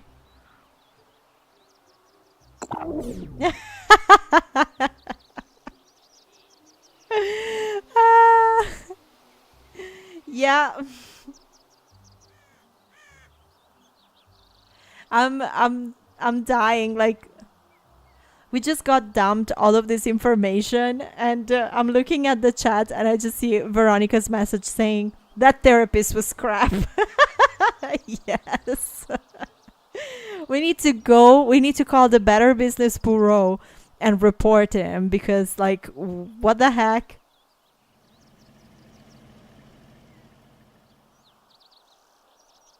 Like, honey, we had a different life. We had a different name. Like, hello? Oh my goodness. Jeez. Okay, let's call no. Let's call Frank. Hello? Call me Mary, bitch. It's me, Mary. Good news, Frank. I think I figured it all out. Yeah, me too. Seriously? That doesn't make any sense. How much detective work can you get done sitting in some cheap motel that doesn't even have cable? I've been going over everything I know about Daniel's murder. And I need to talk to you. What? The phone isn't good enough for you now? What? Frank, you're talking to me right now. In person. Meet me downtown. ASAP. What's downtown? There's a reason they call it Safe House, Frank. They're not being ironic. Stay where you are. Yeah. I'm on my way now. If you leave right now, we should get there at the same time. Bye. Don't hang up on me. Hello? Great. Beat him to it. Just what is Frank up to? He has no business being outside right now, let alone in a public place like the shopping center. Okay, let's fly. Oh my god, and then they say suburbia life is like boring. This woman didn't even have time to have her morning coffee, like... Holy moly.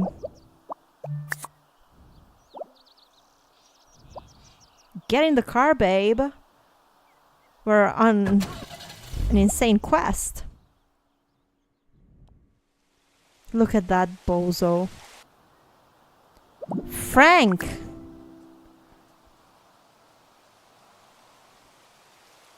Oh, who's that diva? Glad to see you finally made it. Hey, I had just enough time to get here. You didn't exactly give me a lot of warning. It's good to see you made it here, and in one piece, no less. So, now that you're here, we need to talk. You're right. Here's everything I was able to discover. Mike was at Susan's on the night of the murder. Carlos was in his home the night as well. My son and his date Danielle saw someone flirting with a car in front of the Scavo home. But when I talked to Lynette, she said it was actually Gabby that Bobo saw. When I returned to verify with her, she told me that she'd given direction to strangers in a car, and as it turns out, those strangers were looking for directions to your house. They were the ones that killed Daniel. I mean, these guys are so dumb. Life was tough before GPS, I guess. They were the ones that what's more, they had definite ties to Vincent Corsetti. He's our man. Frank, do you really think we should be talking here in public? Yeah. Whatever. We're here now. We'll talk now. Okay. So, I've been piecing together the evidence. There was a lot going on the night Daniel died. The Solises, the Scavos, the Vandicamps, even your son was out that night. Yeah, this is literally what I just told you. And don't forget Mike. I have to agree, it's a bit peculiar. Everyone seemed to be up to something that night. One thing we know for certain is that 2 people were up to committing murder. This is the real scene.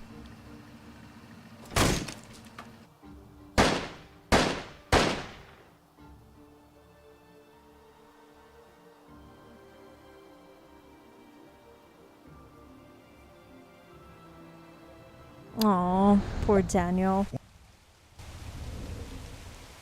Right, Leo, we've got his number, literally. Sure, we have some evidence, but we're not done yet. Honestly, Frank, at this point, I think we should just tell the police what we know and let them do their job. What do you mean? Why don't we just go to the cops and tell them everything we know? I think we are. The Fairview Police Department will be able to take Vincent down with the information I'm going to give to them. No, we can't do that. We don't know what could happen. What?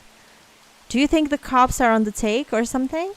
Yes, we do. They'd arrest the people responsible. What's there to think about? Come on, Frank. The cops around here may not be the sharpest knives in the drawer, but they're honest. You don't realize how deep this goes. Okay. I thought I could get away from them. I thought if I moved and kept to myself, they'd never find me. I mean, I couldn't even find Fairview on a map. How the hell did they find me? Well, they had to ask for directions, obviously. Between the fashion show and all the other things that have been happening around here lately, it's kind of put this little burp on the map. Apparently that fashion show got some major press because of your brother's involvement. I bet a lot of people know where Fairview is now, considering all the stuff. Okay. Daniel had no way of predicting the media attention the fashion show would bring. He never would have done it if he thought it would bring those mob guys out looking for you. True. I know. It's all my fault. I should have told him. I mean, low-key, yeah. There's nothing you can do about it now. Your job is to help me figure out how to get the guilty party in jail where they belong. Hey, it's okay. Well, it's not really okay. There will be plenty of time for second guessing once we put Vinny and his gang away. I think now's the time we do something. Like what? But I don't know where to start. What do you mean? There's still one thing that's bothering me. How did that Leo guy know Vincent Corsetti of all people? It doesn't add up. Yes, it does. When you think about it, Frank, actually it makes perfect sense. You've been holding out on me? What? Yeah, Agent Larson told me something. Actually, a lot of things that he thought might prove useful. Before I talked to you, I spoke to Larson, you know, the investigator. Your friend Eric told me some interesting facts right before I met up with you. Vincent Corsetti doesn't have ties to the mob. He is the mob. Over the years, he's ascended to the head of the family. He's untouchable. Eric and his department in the FIB, not the FIB, have been trying to build a case for a while, but haven't been able to. It was convenient timing when he showed up, wasn't it? Just when things started to get fishy. And this woman is just there listening to all of this. It wasn't a coincidence, Frank. Yeah, right around that time. All right, then. It's up to me to make the next move. No! Promise me you won't do anything rash, Frank. These are dangerous people. And what's that? Great, what's the plan? We'll find out soon enough. What? Okay, this is not okay. Most people's lives are driven by fear. Fear of hidden dangers. Fear of secrets being discovered. Or fear of the unknown. But sometimes, what we think may be a demon lurking in the shadows turns out to be merely our guardian angel in disguise. Damn! Oh my god, guys. This episode was like, whoa, I need to stretch. I was so in tension, like, holy crap.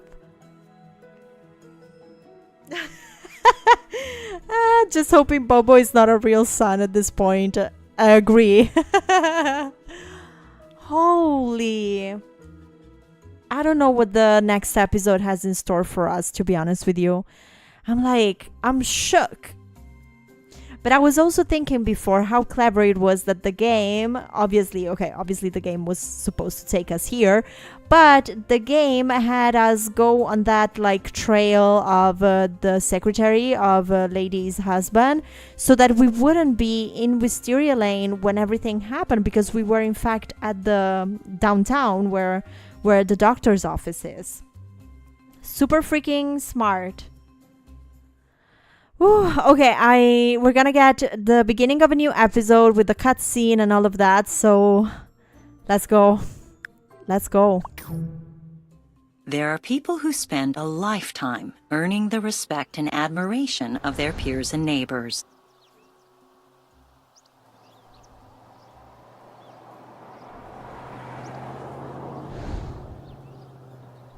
It can all be for naught.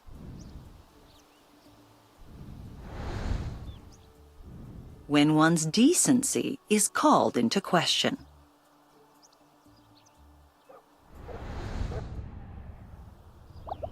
Did you honestly believe you would get away with this? What? WTF. Look at the roaches from my garden. Oh man. So did you see in the cutscene somebody left like a paper saying that her daughter is like easy, and they think it was Bobo. Well, we saw Bobo being like a great guy, like painting the fence, holding the kids so that they wouldn't get like run over by a car. Get away with what? Don't play games with me, young man. You know exactly what I mean. Whoa, Bree, chill. Chill, sister. No, I don't. Mom, can you help me out here? Man, can you help me? Oh no, what did he do now? What's going on here? Why are you yelling at my son? Your son has been posting these flyers all around the neighborhood. I doubt it. I didn't do it. Mom, you've got to believe me. Take a deep breath, Bree. Now tell me, do you have one of the flyers with you? Yes, I have one right here. See for yourself. Danielle is... No. My son would never do this. Danielle is easy. Why do you think Bobo did this? Why would my son go all this trouble just to call some girl? Fair question. It's obvious he's trying to get revenge on our family. Poor delusional boy thought he was good enough for my Danielle. Okay. Again, chill. You know what? The last time I checked, it was Julie that was spreading rumors about Danielle. No, not Bobo, her daughter. I'm not seeing it, Bree. Wow, what is obvious about it? Is that what you think too, Susan? No, let's blame it on Julie. Danielle thinks Julie made those flyers and started spreading rumors about her at school. Right, even Danielle thinks that it was Julie. As soon as Julie told me, I came over here. Why? We may not agree who the culprit is, but we both agree that this whole issue started because of your son's actions. Like what actions? I'm just here for moral support for my two favorite girls. Yeah, what? Everyone's dancing around the subject, but the one thing we know is that your son has ruined our girls' lives. What? Okay, let's all take a deep breath here. I have an idea. Why don't you let me take care of my own son? Whoa. Ladies, let's calm the F down. What do I have to do to get the three of you off this case? Don't you dare tell me to calm down. No, I am daring, Bree. I'll calm down if you teach your damn son some manners. But excuse me, who is this? Did I miss something? Who is this man? I don't know him. Yeah. It's her ex. Okay, it's the dad of her daughter. Got it. All right, fine. I will look into the flyers, and once I prove my son didn't make them, I'll make sure he settles things with your girls. But like, geez. That sounds reasonable. Okay. Works for me. Perfect. Bree. Yes, I suppose that will suffice. If your son is innocent.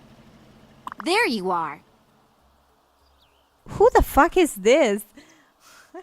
What's happening? Do you have a problem with my son as well? Your son has been sending me some terrible emails. What kind of emails? Let's just say they involve a lot of derogatory terms. Not the kind of words you find on the SATs. But who is this woman, Allison? Is this the girl he was dating as well? There you go. What more proof do you need that your son is a little criminal? I'm sure this is just another misunderstanding. You can't be serious. I certainly can.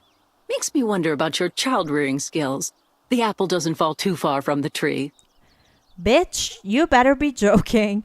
How about you skip the child-rearing lessons and take care of your little harlot? Oh, okay.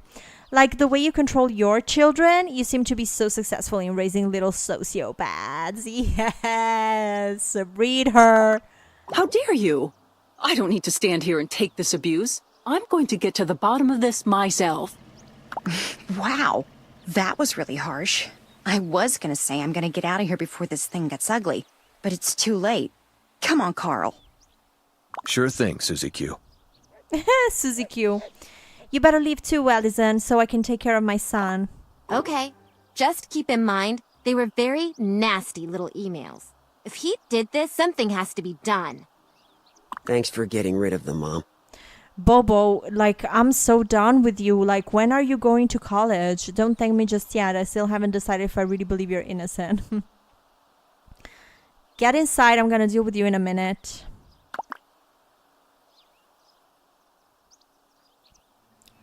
Jesus.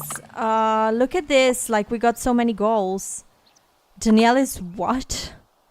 A victim suspicious. Since Danielle was the victim of flyers, you should find out what she has to say about all of this. Now that you have the flyer, it's time to do a little detective work. Take a closer look at the flyer to see if you find any clues. Inbox invasion, electronic drama. You may not know how to prove your son didn't write those emails, but you know who does that. Okay, Frank Fox. So the thing with Frank Fox is over, or is it going to come back to us? Oh shit. Hey, this is Vincent. Not Vincent. What do you want? Yeah, like, this is not the time, honey. I was just calling to check in on you. Oh, go away. I'm trying to deal with them right now. Other than cleaning up after my son messes, everything is fine. To be honest, things couldn't be worse. This entire morning has been a train wreck. Really? Is there anything I can do? You know, I've had some experience with this kind of thing. Yeah, of course we need the help from the freaking criminal. No thanks, Vinny. Yeah, fuck off. And how are things between you and your husband? What? Yeah, thank you for asking. I hate to ask, but I heard some stories about some greedy secretary that was trying to blackmail him or something. We've gotten past that. Oh my god, how do you know about that? Well, you know how these stories get around. Fairview is a small town. Did you ever find out what was in his safe? Holy, what? No. Listen, I'm not feeling comfortable with this line of questions, Vincent. You want to tell me what's going on? I happen to know there is some very important information in that safe. Things you need to see. But what? Exactly what are you doing now? Checking up on my husband? Yeah, like, what the fuck? Listen, we shouldn't talk about this over the phone. I'm sending a package over to your house later. What are you sending me? A dead horse's head? Make sure your husband's not around when you open it. What? I have to go now, but rest assured I have your best interests at heart. I gotta go. Holy. You know what, girlies? It's time to kick some roaches' ass.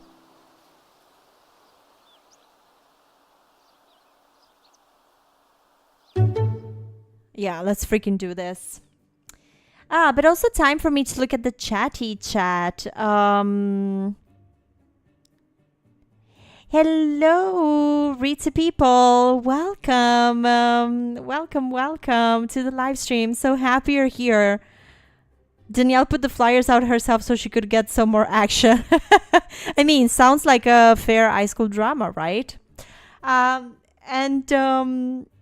Louisa, to answer your question, how do we know Vince? So the first time we met him was when the designer that died did that fashion show. Vince just appeared like that, and he was being very friendly to us. And then we found out that he was moving to the neighborhood and that he was buying a house through Edie, and he, allegedly also going to bed with Edie, you know.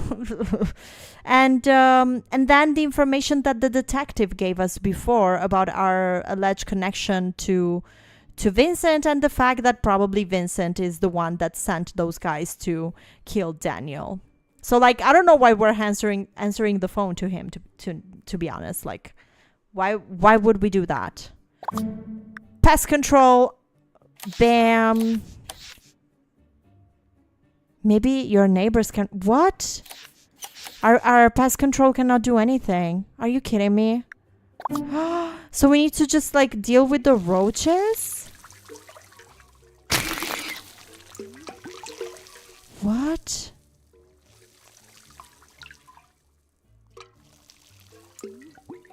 Oh my god, I'm just doing worse. I'm killing all the fucking plants.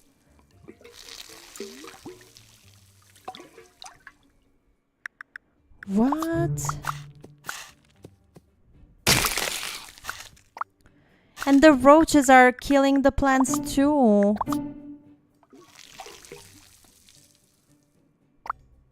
Oh.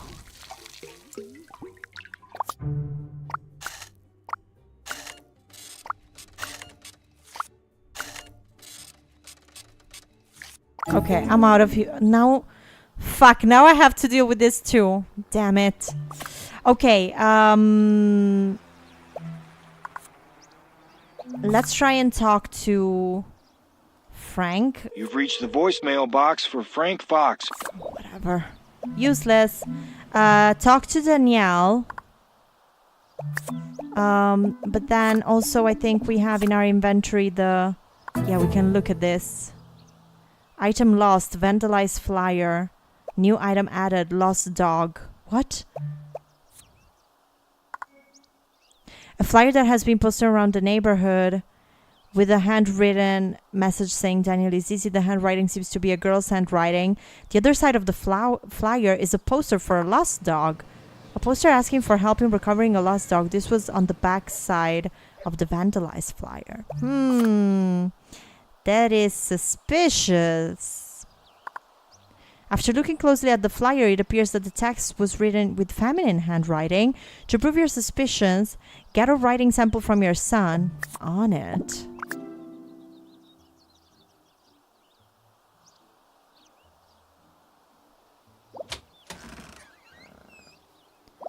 Bobo. We need to change clothes for this new mission, by the way. Mom, I told you, I'm innocent. Yeah, calm down. And now you believe I didn't write it? Yeah. I never believed you were guilty, honey. Well, it's clearly a girl's handwriting, and unless you're turning feminine on me, you're innocent. What? Okay. The handwriting on the flower is much too neat to be your chicken scratchings. Yeah, this sounds more appropriate of an answer to me. You must have inherited that from your father, you know, doctors. Thanks, Mom. Well, who do you think wrote it then? Damn, this guy. I don't know, but we have to prove your innocence to everyone else, so I'm going to need something from you. Sure, Mom. Anything. I need a sample of your handwriting with the same message. You want me to write, Danielle is easy? Is this a trick? Don't be stupid. I'm going to prove you're innocent. All right. If you think it's best, here you go. Thanks, honey. Okay. We got it.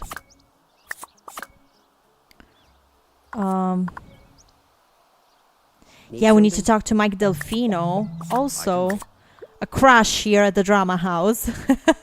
A crush of ours. About that missing dog flyer.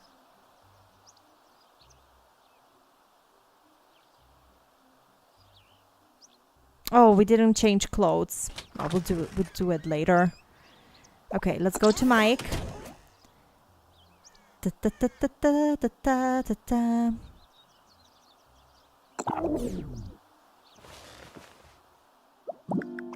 The hot bachelor. Mikey.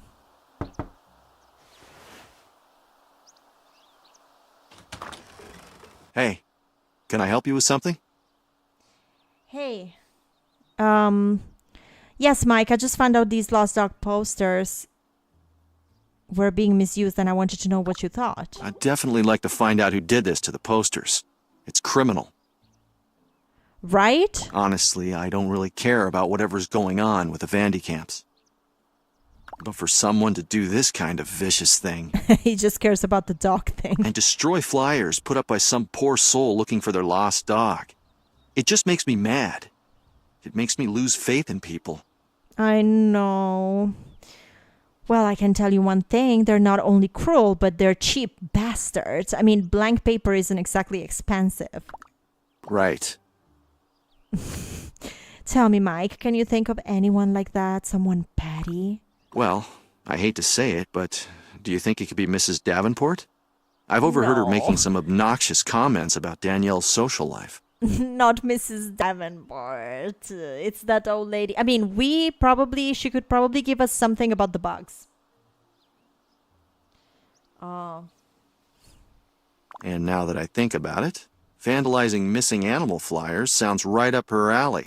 True, in one of the other missions that we had, she was accusing his dog of stepping on her flowers, and she wanted the dog to be put out. Like, she was crazy.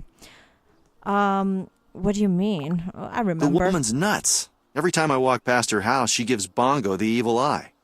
Oh, poor Bongo. And not just Bongo. Cats, dogs, rabbits, even squirrels. She freaks out at the sight of them. She evil. If anything seems like a threat to her precious garden, she takes it personally. She sucks. Come to think of it, I haven't seen too many of those animals around recently. Oh my god.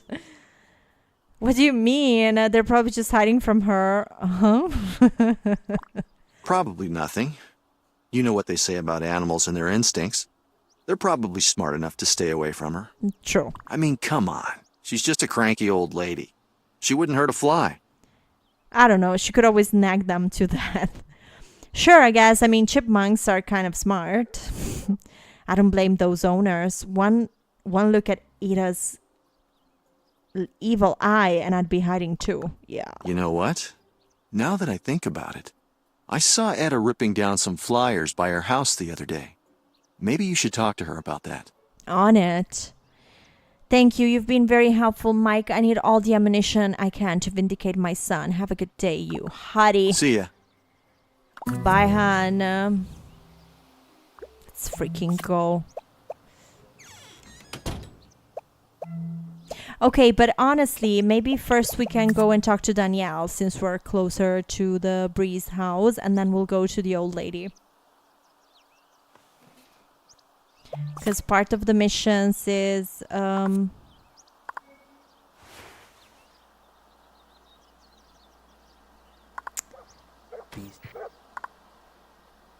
maybe she will have some insights. Yeah. And so the cycle of life continues with graceful speed and temerity. The swooping oh, Bree playing the piano, knocking the rifle from his grasp. What are you doing here? What do you want? How are you holding up with this whole flyer issue? I just wanted to know how you were doing. I heard about the flyers. I'm really sorry, Danielle. Sorry isn't cutting it. Oh, jeez. What I need is someone to stop whoever's doing this. Actually, I had a few questions for you about those flyers.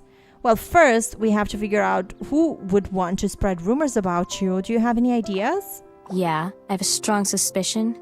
It was Julie Mayer. That doesn't sound like... No. I can't imagine why she would act like that, can you? Why would she try to destroy you like that? What does she have against you? Spill the tea, girl. Like I know what's going on in that little nerdy brain of hers. Oh. She's probably still pissed that your son stood her up. For me. That's a fair point. You don't think my son did this? You really think Julie did this? Wait, your mother is blaming my son. Why aren't you? Look, your son may be a little weird, but it's not his style. For one thing, he never got anywhere with me. My mom made sure of that.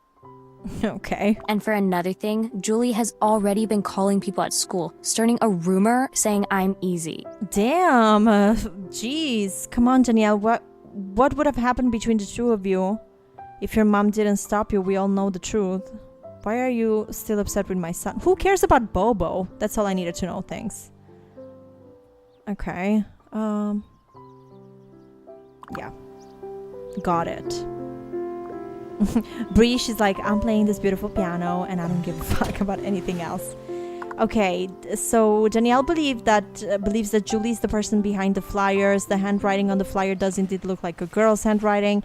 So maybe you can get a writing sample from her and compare the two. Since you don't want to accuse Julie outright, you will have to talk to her and come up with some way to get her to write down Julie is easy. Okay. Yeah, so we're right here. We'll go there.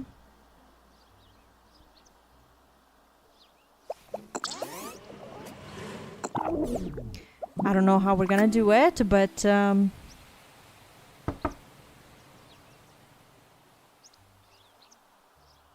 yes, it's not Susan opening the door. Oh, it's you. What do you want? Jesus. I'll be straight with you, Julie. I know for a fact my son didn't put up these flyers about Danielle. I also know the handwriting on it, it's a girl. You might want to lose the attitude, Julie. I'm your elder, okay? Julie, what's wrong? What's with all the sudden hostility? Yeah. Come on. Isn't it obvious? It's your son. Granted, my son may not be an angel, but why take it out on me? I don't understand. What did Bobo do to you? I can't handle any more of this teen melodrama. Everything is so intense when you're in high school. Facts. Well, because your son was putting those flyers around, Danielle is convinced I did it.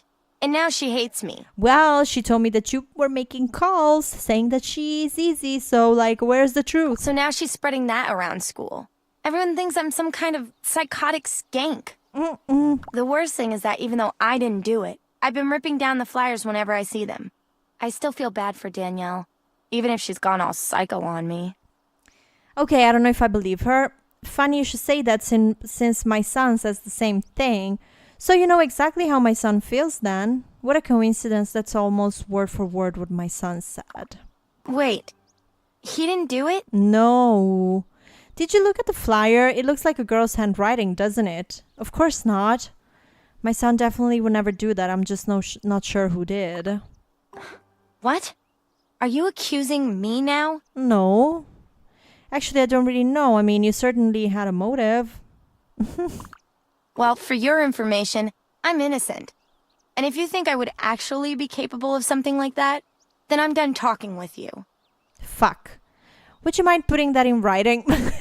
Just write, I do not think Danielle is easy and sign it.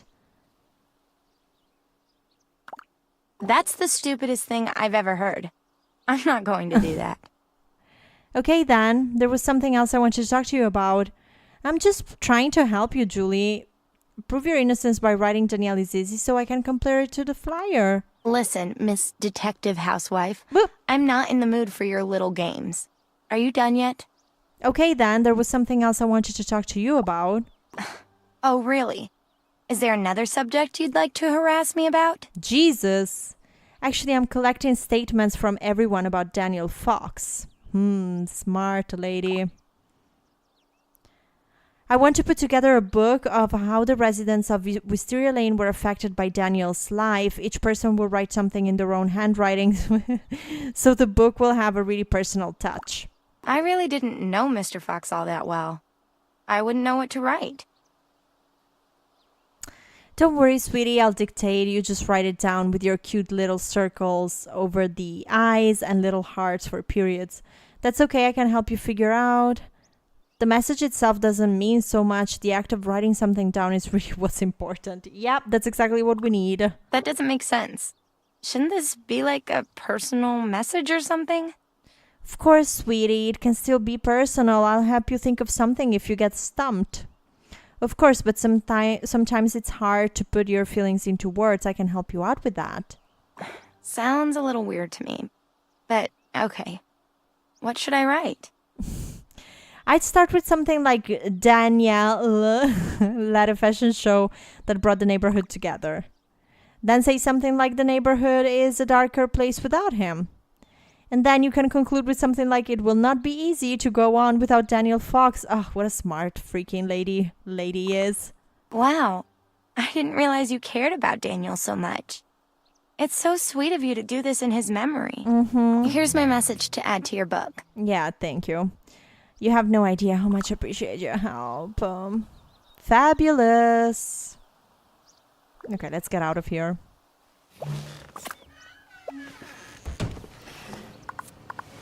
Okay, now let's go to that old lady. Even because she might help with the new breed of bugs.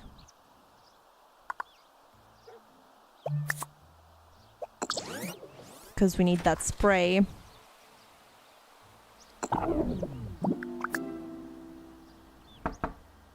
Come on, Etta.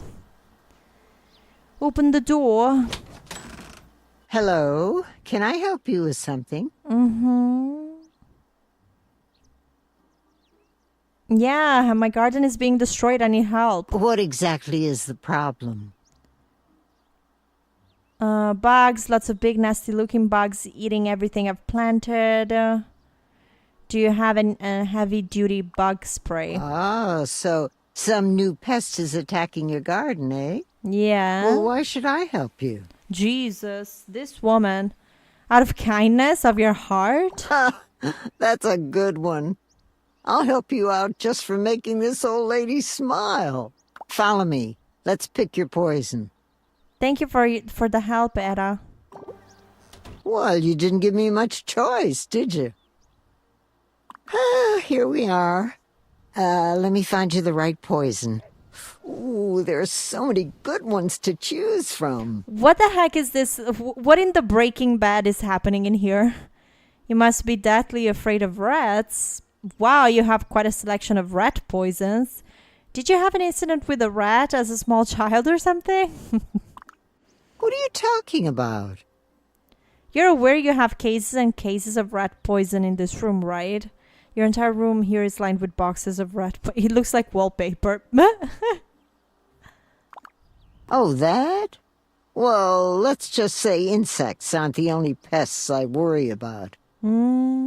What's going on in this neighborhood? Are there rodent armies I should be aware of? What are you talking about?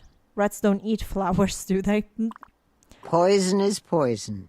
Enough of it will kill whatever is bothering you. Holy shit, Grandma. What's happening? I don't think I follow right. Okay, that's a little creepy. Never mind. Here's the bug spray you wanted. Be sure to give it back to me when you're done. Thank you. From the looks of this place, I'd hate to get on your bad side.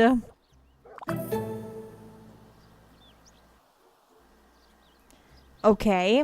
Now that you have more potent bug spray, you can take care of those pests attacking your garden. Hurry and take care of them before your garden is completely destroyed. Okay. Yeah, let's go home. Oh, right. We're right in front of the Fox house, so we can ask about the email thing. Look at us getting everything done. Okay.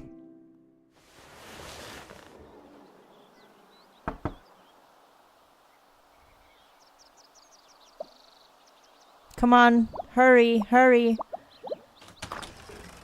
Can I help you? Yeah, I just wanted to see how you were doing. Yes, Frank, I really need your help with the computer issue. Sure. What do you want? Okay. How can I prove he didn't send the emails?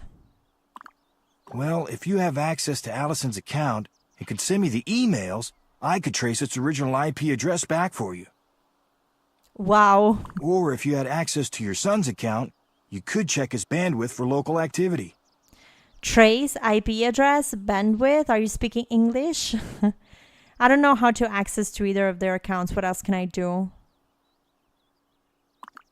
Are you sure your son didn't do it? Of course. Well, if he's innocent, then someone would have to have had access to his account.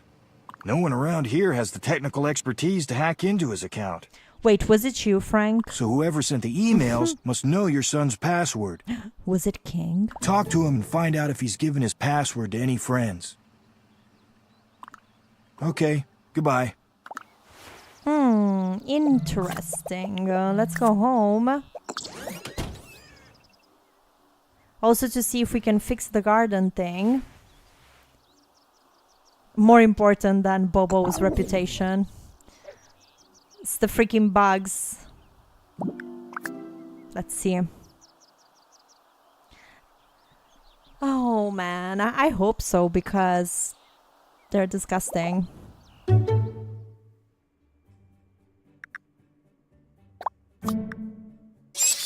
Yes.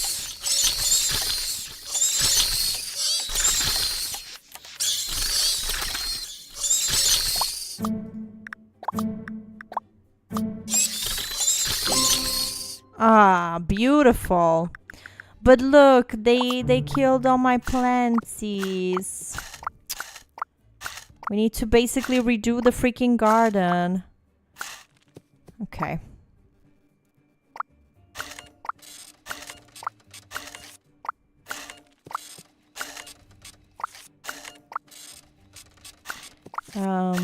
Oh, these two.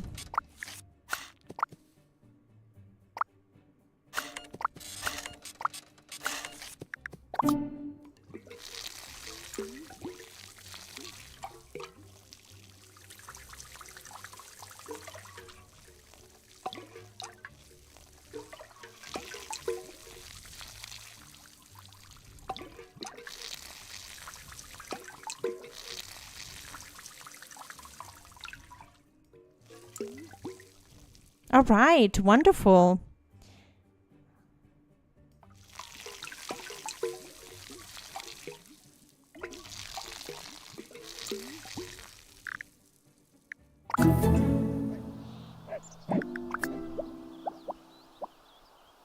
Okay, it's definitely time. What? Exotic entomology? After taking care of the pest, you were able to pick up one and take a closer look at it. This bug doesn't look native to Wisteria Lane. Maybe Mrs. Davenport will know more about them. I don't want to talk to her again. She lives so far away from our home.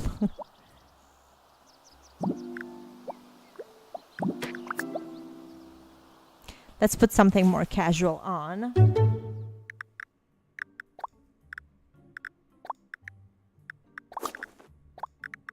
You know I love Lady in this outfit. I think she looks amazing. Fabulous. Okay, let's talk to Bobo.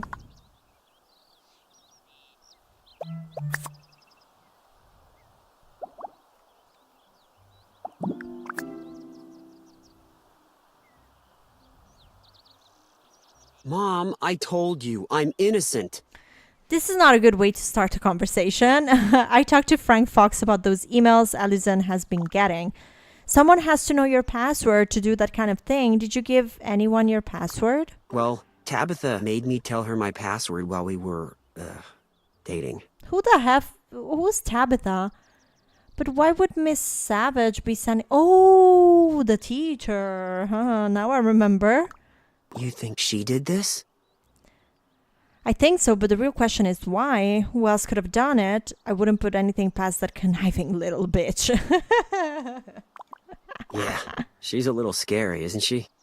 Thanks, son. I'll keep you posted. Well, thanks for the information, honey. I still have more to figure out. Damn, Tabitha. Okay, now we just have the... I guess we'll have to go to Mrs. Davenport house. Yeah, right, like Bobo. Bobo has been dating like every girl in the neighborhood and not happy with that. He was also the little toy boy of one of his high school's teachers. Like, that's crazy. Lady really birthed a player. Oh, she must be in the garden. Yeah.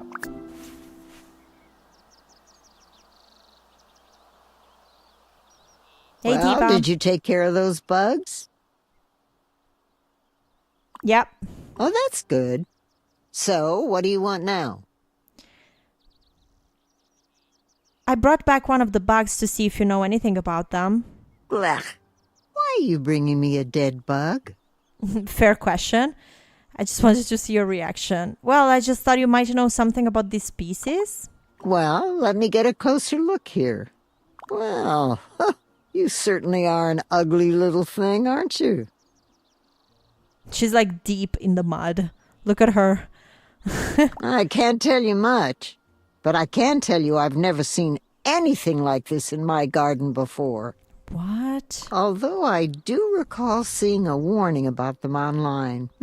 Right next to an advertisement to buy the very same bug. An advertisement? You can buy these? Why would anyone buy a bug? You know how to use a computer? I think the company was called Pestport.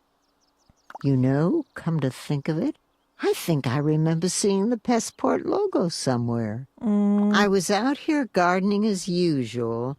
It was sometime in the early afternoon. Oh, that's right. I saw the mailman with a package that had the logo on it. Maybe if you ask him about it, you can figure out who ordered those bugs. Oh. The sooner you can stop the person, the better. If the bugs start to multiply, there's a chance my garden will get infested. All right. Thanks for the information, Ed. I really appreciate it.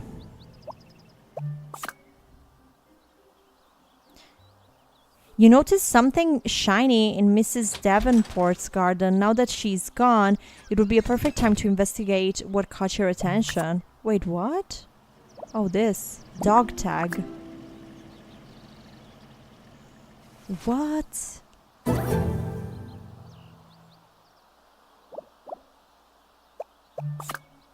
Pet cemetery. What? First the rat poison, then the dog tag found in her garden. Add to that Mike's information on how Mrs. Davenport reacts to pets, and you've got one suspicious gardener. Go talk to Mrs. Davenport about all this to see if she has any answer. Okay.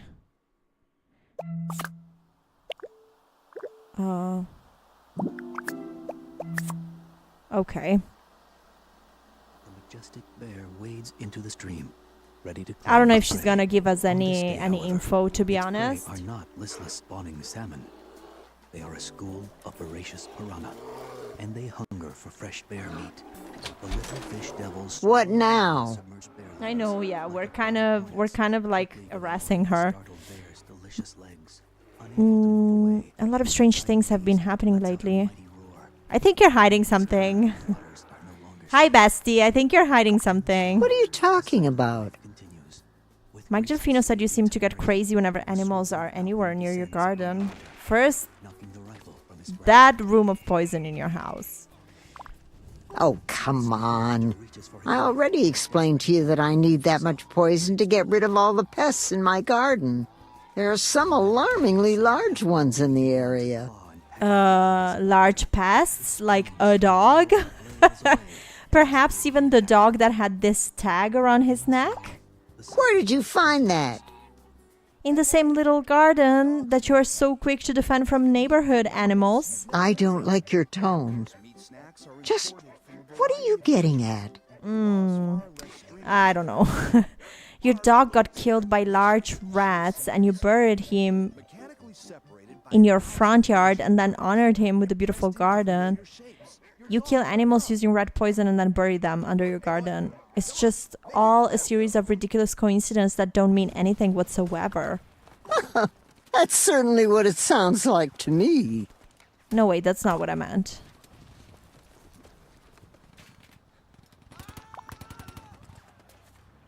Now you're paranoid about rats and have a stockpile of poison and see any attack on your garden as an attack on your dog. Well, that's an interesting theory, but entirely ridiculous. I don't know.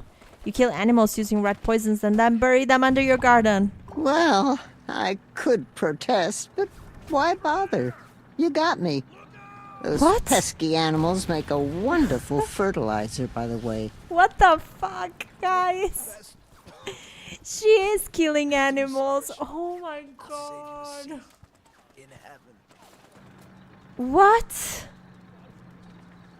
I knew you were mean and petty, but I had no idea you were evil. Era, how could you? That's beyond awful. So you admit it? Wow, that was just a wild guess. Oh my god. So, what now? You found out my big, dark secret. What are you gonna do about it? Tell me why you did it, then I'll figure out what I'm going to do with it. I'm going to turn you into the police. You have to pay for your crimes. The real question is, what are you going to do to stop me from reporting this? You want some hush money? I'm having enough trouble paying my mortgage. Rod didn't leave me with much after all. What? So, I suppose my fate is entirely in your hands. What? Tell me why you did it, then I'll figure out what I'm going to do with you. It was all my husband's fault. What? Save it, Era. You've been a widow for years. What do you mean? How did your husband force you to slaughter animals? What? Well, he didn't literally force me to do it, but it's complicated, so let me explain. Rod was the love of my life. Unfortunately, I wasn't the love of his. Okay. He had this dog, Sparky. No. And he spent all of his time with him. What? Oh my god. No, this is insane. It's wonderful that he had a pet that he cared so much about. What do you have against dogs? Like, what? To be honest, it was embarrassing how he fawned over that mutt. Holy. Well, since Rod never gave me any attention, I had no choice but to take up a hobby. So I took up gardening.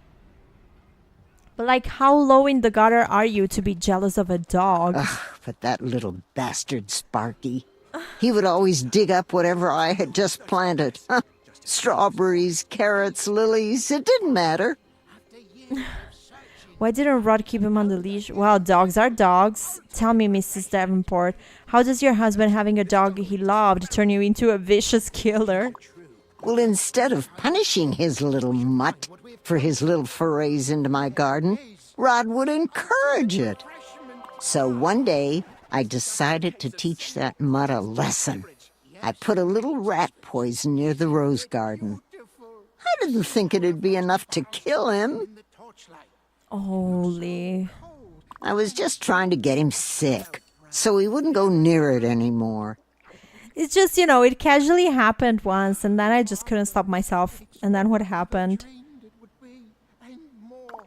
Of course, Rod didn't know I had accidentally killed Sparky. I wasn't sure what to do with the body, so I buried it in my garden. Once Rod noticed Sparky was gone, I planted the seed, so to speak, that the dog had run off. Not the little pun with I planted the seed. Girl, come on. I don't think you're in the position to make jokes. Rod was depressed for weeks. I bet. bet. I think he thought I might have done something because he was very standoffish. Yeah? Shortly after that, Rod left me for that other woman. Oh, well, good, good. Like, you psychopath killer. From that point on, my garden is all I have left. Oh, no compassion. Boo-hoo, poor you, babe. Come on. Only the next time an animal tried to ruin my garden, I was ready. It never occurred to you that you were being psychotic? Like, what? And you just kept on killing any animal that came near you, front yard? That came near your front yard? Why didn't you stop? Like, you're crazy. Look, I know I wasn't being rational, but my garden was all I had left. That's not an excuse. And it was so easy to get rid of them. Another lost pet. Big deal. No one takes any notice. Then I decided to move on to preemptive strikes. What? If an animal looked at my garden funny, he was a goner. And they made such great fertilizer, too. Oh, my garden has never looked better.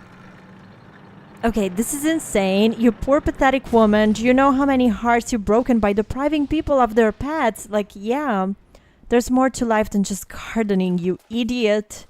Mrs. Davenport, you have to stop. I won't let you continue to do this. I mean, all the answers are fair. Oh, I know it's wrong, but I'm so good at it now. Besides, you can't teach an old dog new tricks. Enough with these, like puns. Like, I cannot take it. What? I cannot believe where this plot is going. This game is so intense. It's in your best interest to try it. It's only a matter of time before the ASPCA catches you. That's BS. You're never too old to change. You just have to want to. You're probably right. You're far too old and set in your ways to change. Oh, you're right. I'll do my best to change. I'll do my best to change. We're going to the police, bitch. If you could find it in your heart to keep the secret between the two of us, I would be forever in your debt. No. If you throw away all your poison, I might. Of course, Sarah, your secret's safe with me. Well, all right. But why don't I have the option to say, fuck no, you're dead to me. But if I even hear about one more missing dog, I'm going straight to the police. Like, what?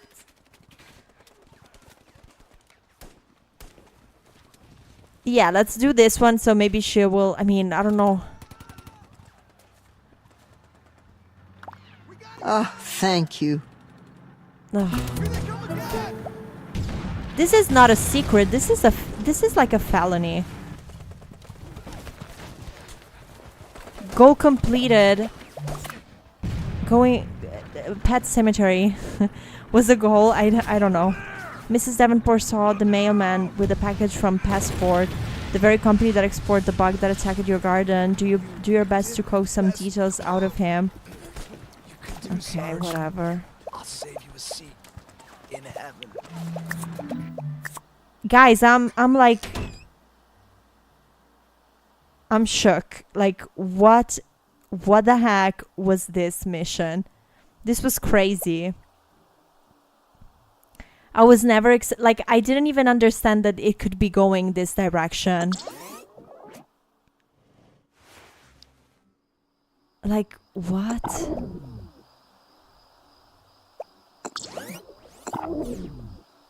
This is crazy. Okay, I guess we'll need to wait for the next day to actually follow the mailman.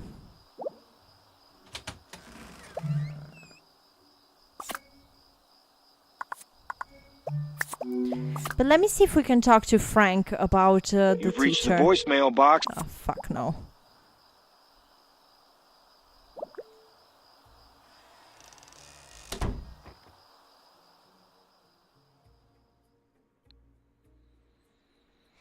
Hello, Chadius Gaming. Oh, I'm only now looking at the chat. I was like deeply involved with whatever the heck was happening at Mrs. Davenport.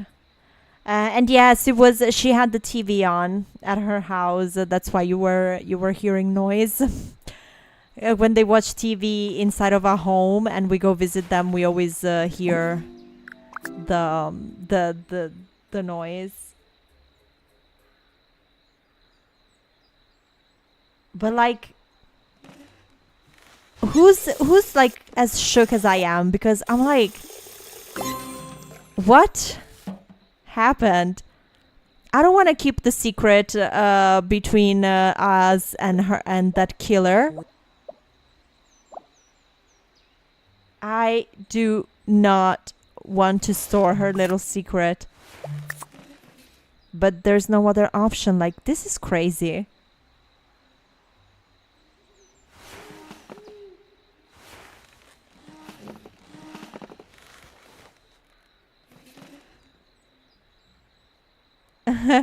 Yeah, there's the Slim Fast sponsor is like everywhere in the game. Ritzy people, I agree. It's like everywhere.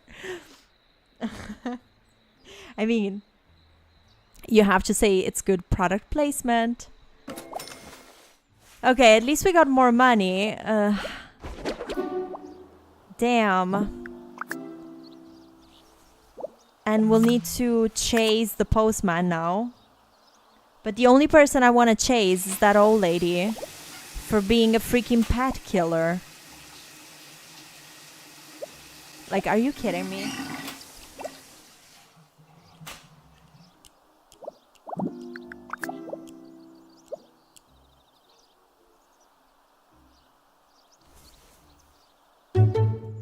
Yeah, we're changing outfit.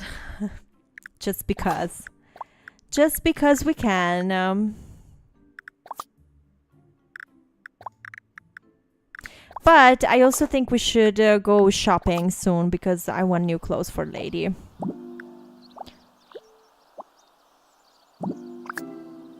And I guess that once the mailman comes, it will also bring the package that the criminal guy, Vincent, promised he would send. So let's see.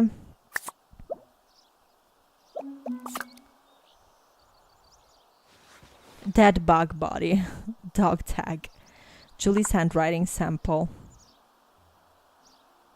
Julie was not the one that wrote Daniel is easy, by the way. This is what the paper says. And also Bobo's handwriting is completely different.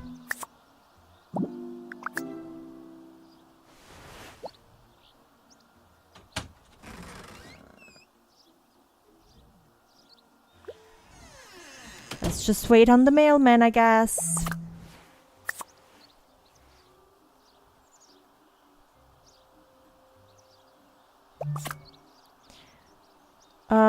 Do your best to cook some dishes out of him. Follow your goal pointer to find the mailman as he makes the daily rounds each day from 9 a.m. to 5 p.m. Okay, we still have 30 minutes.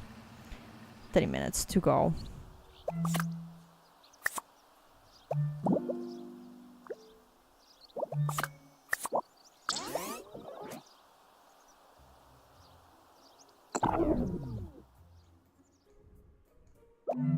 Okay, now we should have... Oh, he's right there. We're gonna wait for him to come here.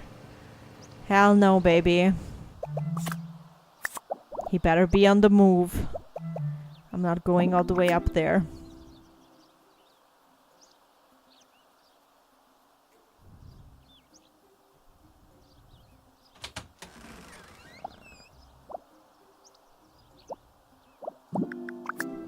Let's talk to King. We haven't talked to him in a while.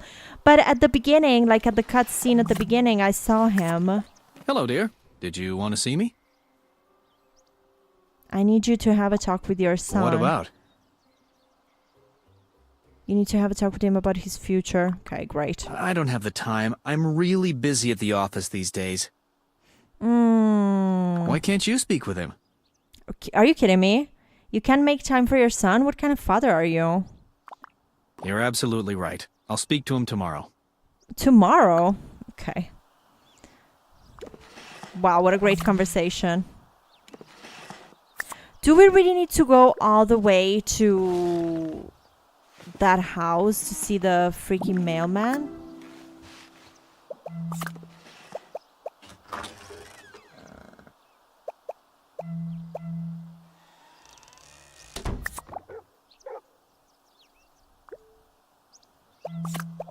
Or is the game telling us to go to Allison's for another reason? I don't know. Let's try.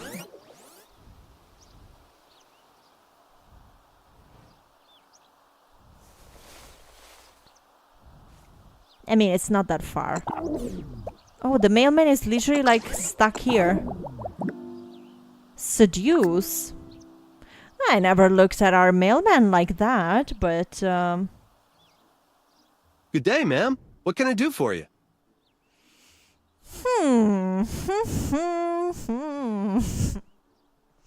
The mailman is kind of fine.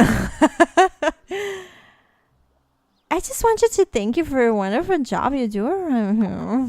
Neither rain nor sleet nor snow will stop me from my rounds. I take my job seriously. Not that it ever snows or rains or anything around here. But I take my job seriously. Okay. Actually, there was something else. Really? Well, I'm on duty and, My friend needed me to get a package for them, and I was wondering if you had it with you. Listen, I've been expecting... Okay. Okay. Who's your friend? Mrs. Smith or Smar. Dr. Jones. Ma'am, I'm not stupid. Now, if you stop wasting my time, I have to get back to my route. Listen, I'll cut to the chase. No, wait, please. It's very important that I find out who received the package from Passport recently. Perhaps I can make it worth your while, if you know what I mean. Oh!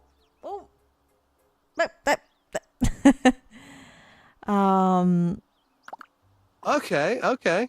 Maybe I can help you out, but I'm gonna need an incentive. Oh, wow. Well, there's another package we could discuss in some detail. Why don't you step inside my house? You know, I was just talking to a friend about the fact that postal workers don't get enough compensation for all the hard work they do. For $250, surely some paperwork could go missing and somehow find its way into my hands. You know, it's funny. That kind of thing actually happens sometimes. It's amazing how things can fall between the cracks. Uh-huh. Here's a copy of the order form that came with the package you were asking about. Uh-huh. Now, if you'll excuse me, I really have to get back to work. Always a pleasure to help out a federal employee. Have a good day. Amazing. Okay. If the shoe fits. Now you know that Tabitha Savage... Oh, wait, what? Let me have a look. An order form for a package of insects from Passport filled out by Tabitha Savage, of course. Unbelievable. Now you know that Tabitha has been behind all 3 attacks on you and your son. Confront her and see what she has to say about it. Be sure to divulge all the facts you have discovered so she knows that she is trapped. Hell yeah, babe. But I think I should be more like closer to my house. Even because the mailman should be again delivering that thing from Vincent. I haven't forgotten about it. But maybe he hasn't come this way yet.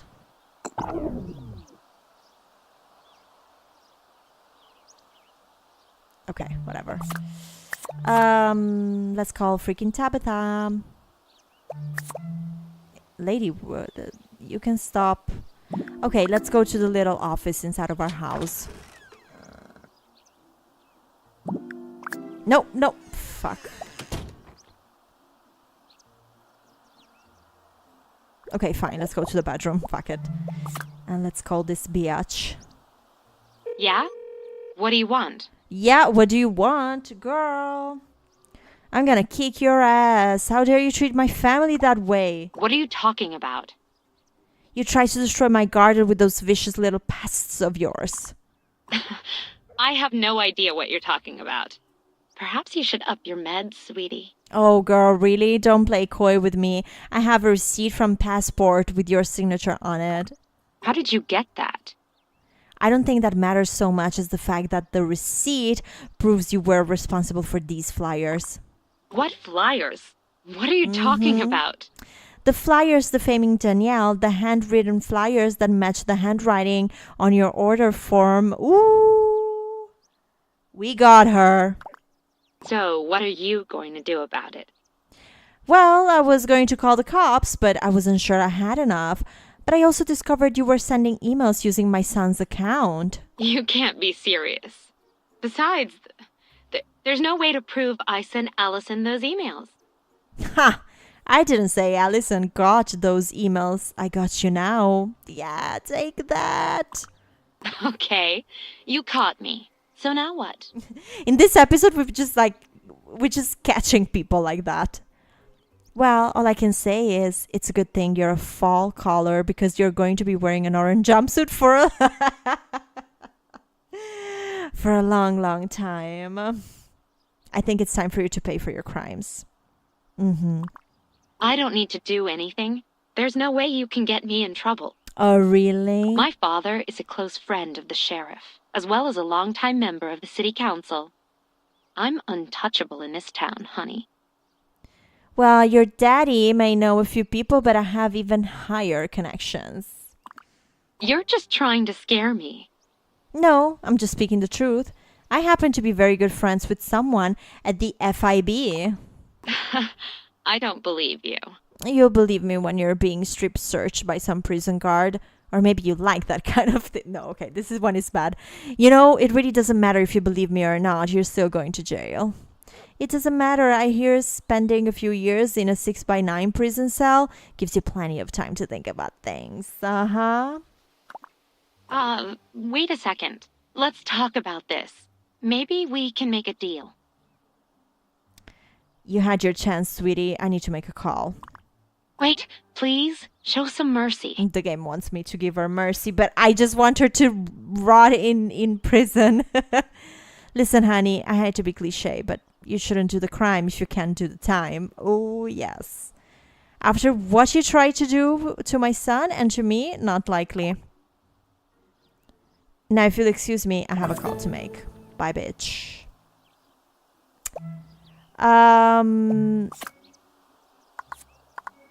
All right.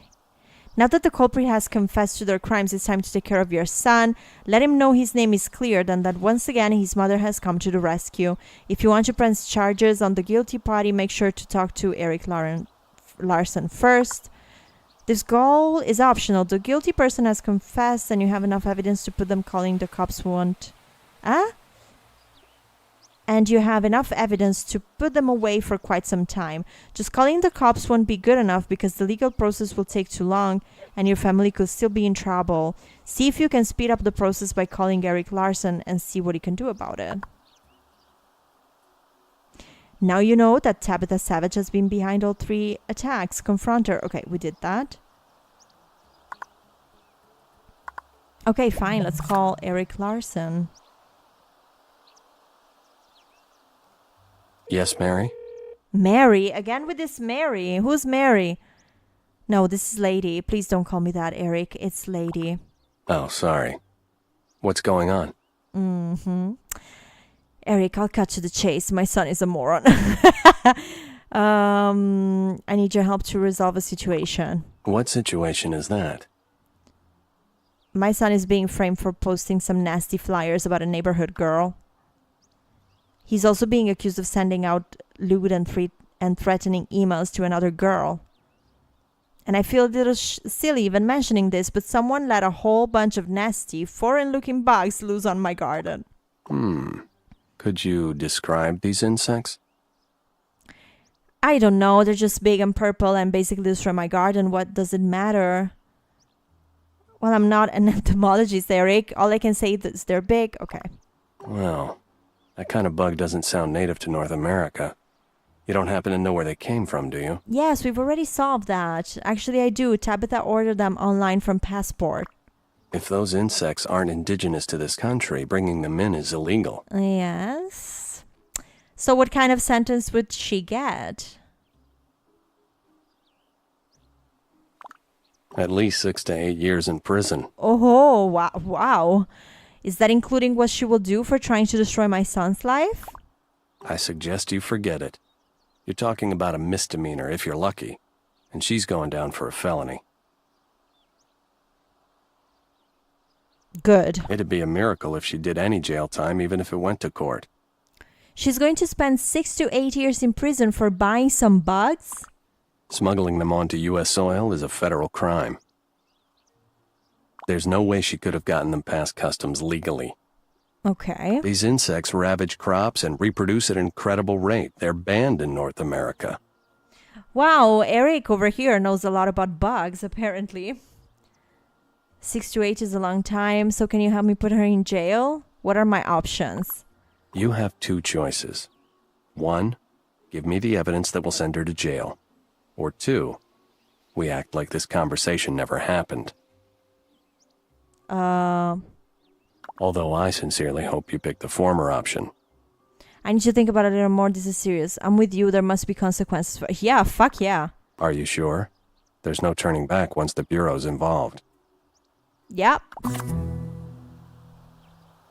Am I being too mean, guys? I don't know. You tell me. But like, this woman, like, she already exploited her relationship with Bobo, which, okay, we know Bobo is not like a fan favorite character, but you know, he's a minor and she was a teacher, and that should be enough. And now she's doing all of this to destroy him. Like, that's crazy. I think she should go to jail. Resolve the issue. Now that the culprit has confessed, let him know. Ah, right, we need to tell Bobo.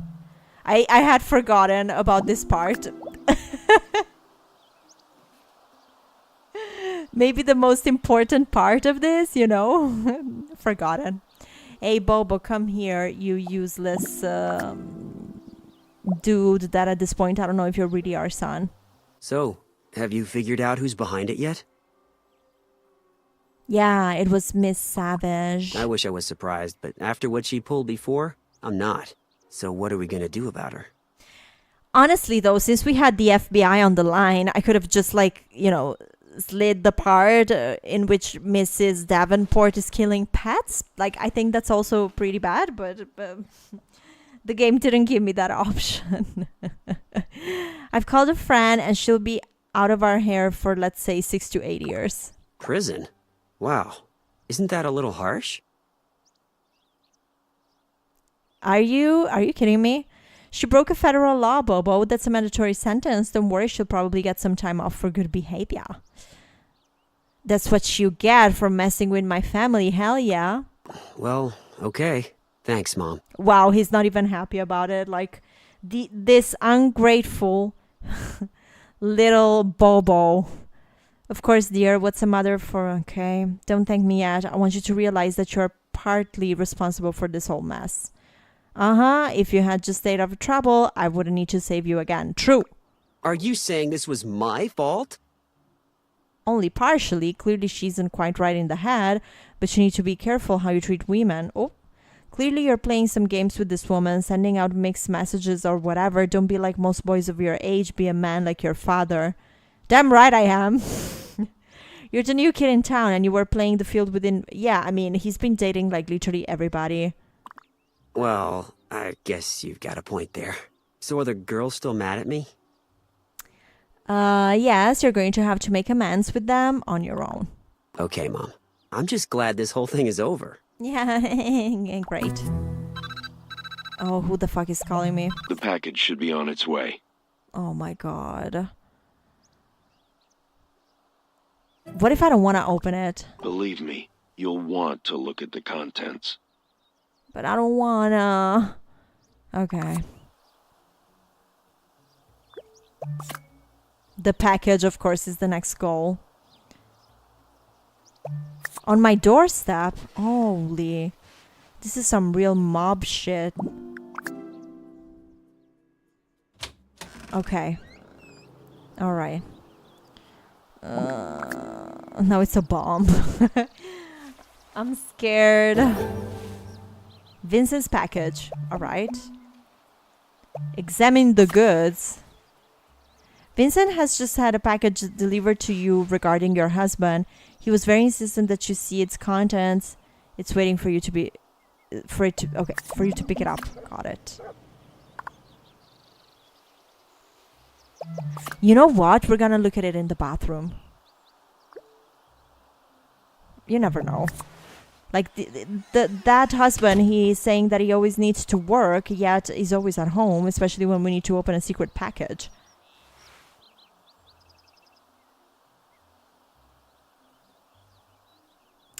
Hey, Mateos, welcome. And welcome, Pookie. How are you guys doing? Nice to have you here. Just in time for the opening of this package. If Bobo doesn't... Are you serious? Get the fuck out. Like, really? Okay, let's open this package.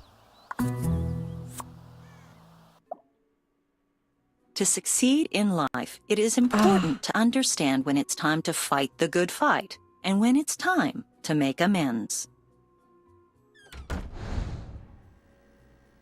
He's bringing flowers to everybody.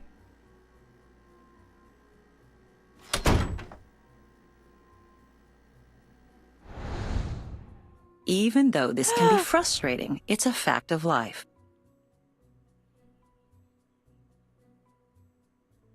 That dog is brave. It's one brave doggo. Ooh. She's going down. But when things are taken too far, we may well find ourselves forced to pay the price for years to come. Oh my god.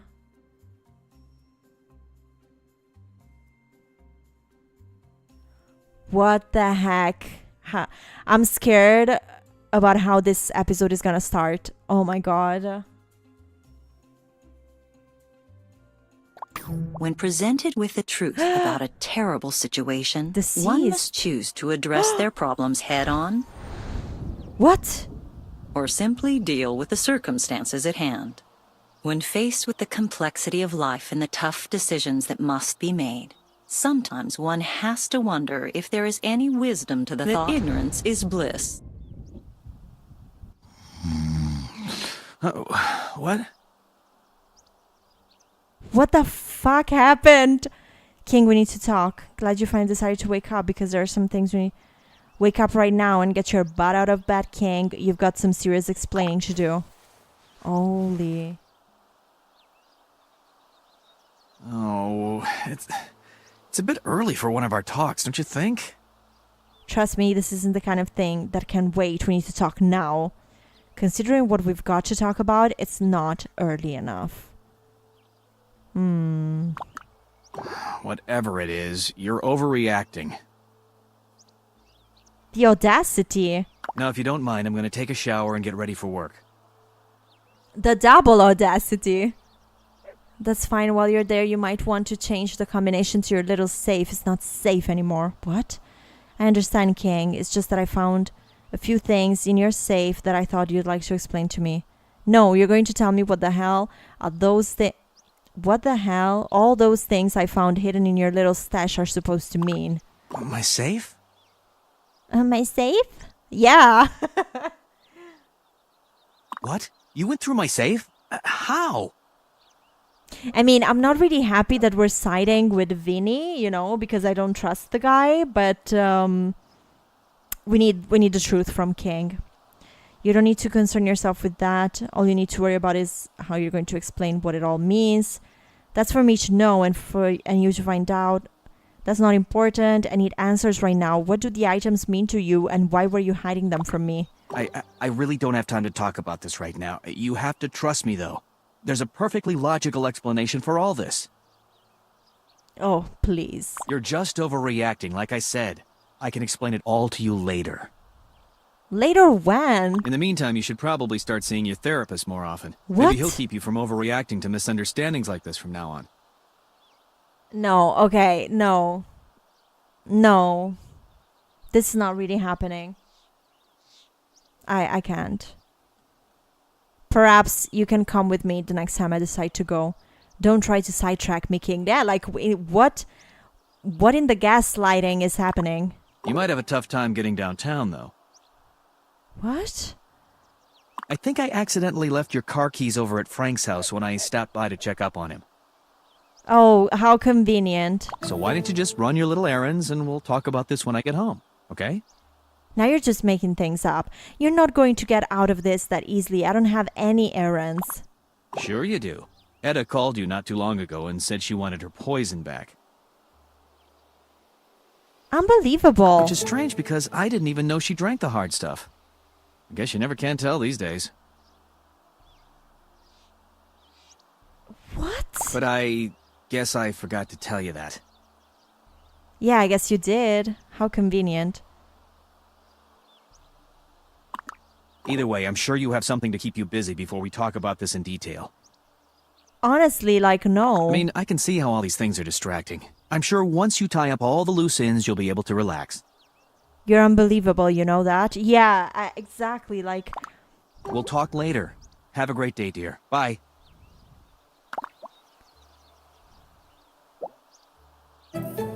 Unbelievable. Hey, it's Susan. Oh, really? This is exactly what I need. To talk to Susan. Hey, Susan. So I was wondering, how are things, really? What does she know? I'm doing wonderfully, Susan. Things are good. That's good. Really good to hear that things are good. What the fuck is happening? You're acting awfully strange, Susan. Is something wrong? Oh, I'm so sorry.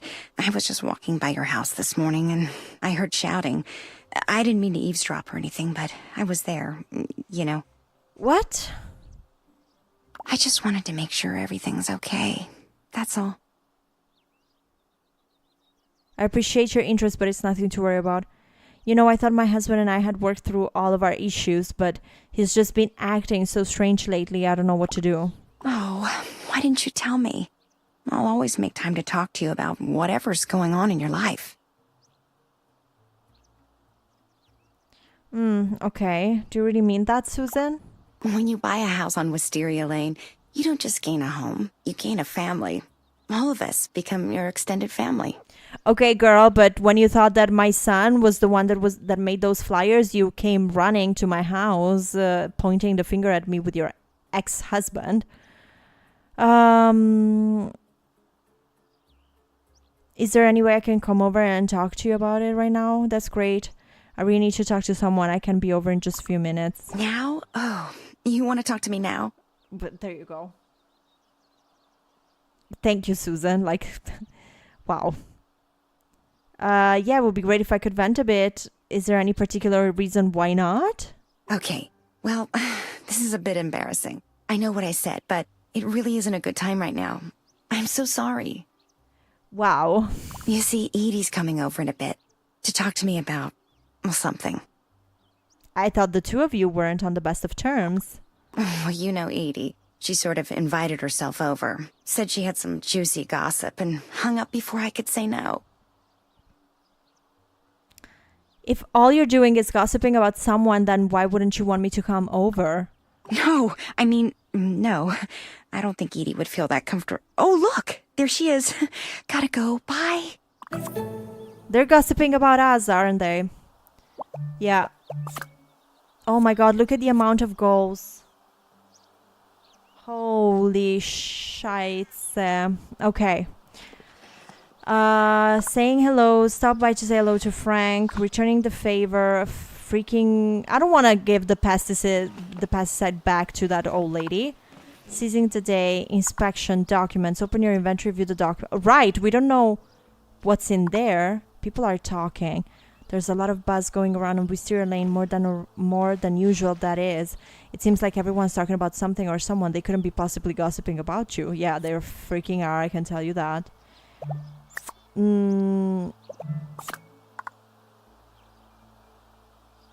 Alright, we have all of the things from the package to look at. Can Bobo freaking leave, you know? That's the juice that I want to look at. Holy, okay.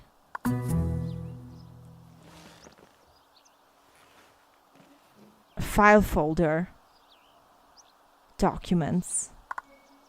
This accordion file folder was initially provided to you by Paul Young when you first arrived on... Oh my god, we're getting like the full lady's story, I think, unfolded. Oh my god. Ooh, it contains a plethora of information about amnesia and repressed memories. It's strange that you should find it again in your husband's safe, of all places. Provided to you by Paul Young when you first arrived on Wisteria. Okay.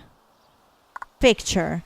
A picture of a woman in her early 30s with a beaming smile on her face. The photo itself is slightly faded and has a number of creases on it, telling you that it has been handled repeatedly over a long period of time. Okay, we looked at it. Okay. I wish I could see it like bigger, you know. Sonogram? A sonogram of an unborn child. As one might expect, the gender is indistinguishable. Okay.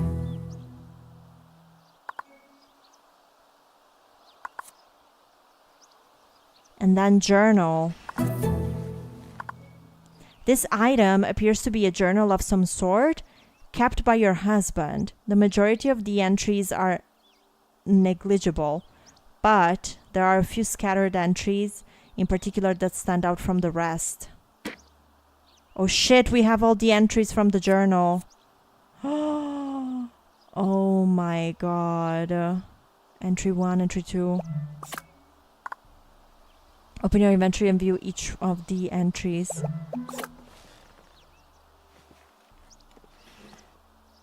Holy.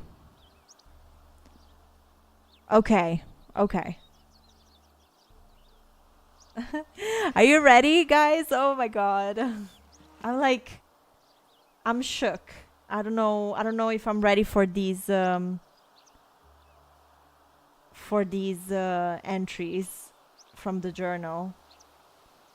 Woo.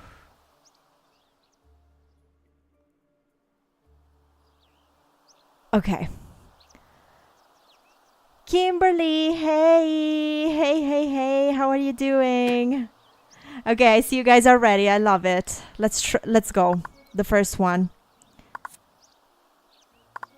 Recently, developments in the patient's state have taken a slight turn for the worse, but I have no doubts that I'll be able to restore her to a stable condition in no time. She's showing a number of symptoms that are typical of bacterial infections, but also has acute neuromuscular degeneration. I probably shouldn't even be doing this. Treating loved ones is always a bad idea, but I can't stand the thought of them putting their hands on her. She's my wife. I can take care of her just fine on my own. I'm not sure I understand what's going on just yet, but I should be able to figure it out. Okay. Jeez. Number 2. 2 weeks ago, she lapsed into a coma. Her vital signs are stable, but I don't know for how long. The majority of my time since then has been spent treating her and researching her symptoms and attempt to find any discernible pattern. Unfortunately, I haven't had any luck with either. At this point, I'm not really sure what to do anymore. I should stop wasting time. I just have to keep trying. I swear it's like she's come down with 3 individual illnesses all at once. Is that even possible? Okay, clearly King is talking about her. About Lady Drama. Okay.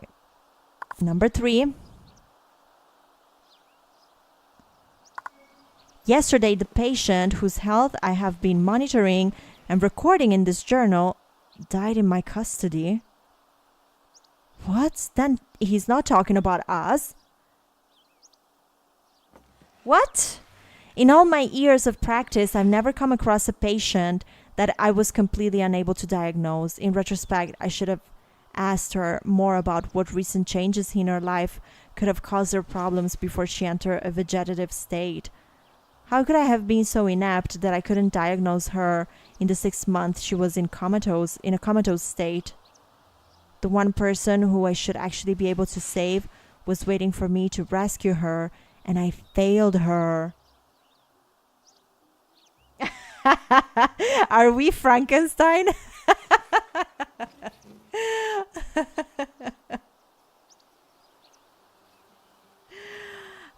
Oh my god, I'm scared about the latest entrance that we have. Entry.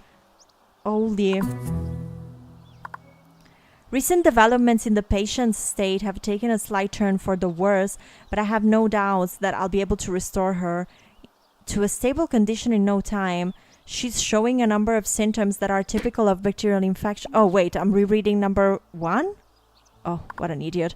This is the last legible entry found in the journal. The rest have been unceremoniously torn out of the book. The journal entry says, overwhelmed to see that which I thought I had lost forever, I was overcome with desire. What? Oh my god, you guys. We made love in the surf as she lay there. What?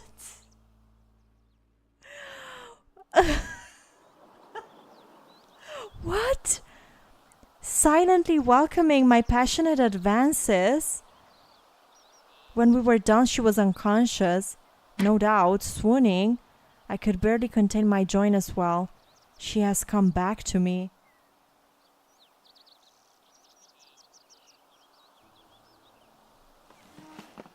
What? Excuse me. Number 3, the patient that I've been monitoring died.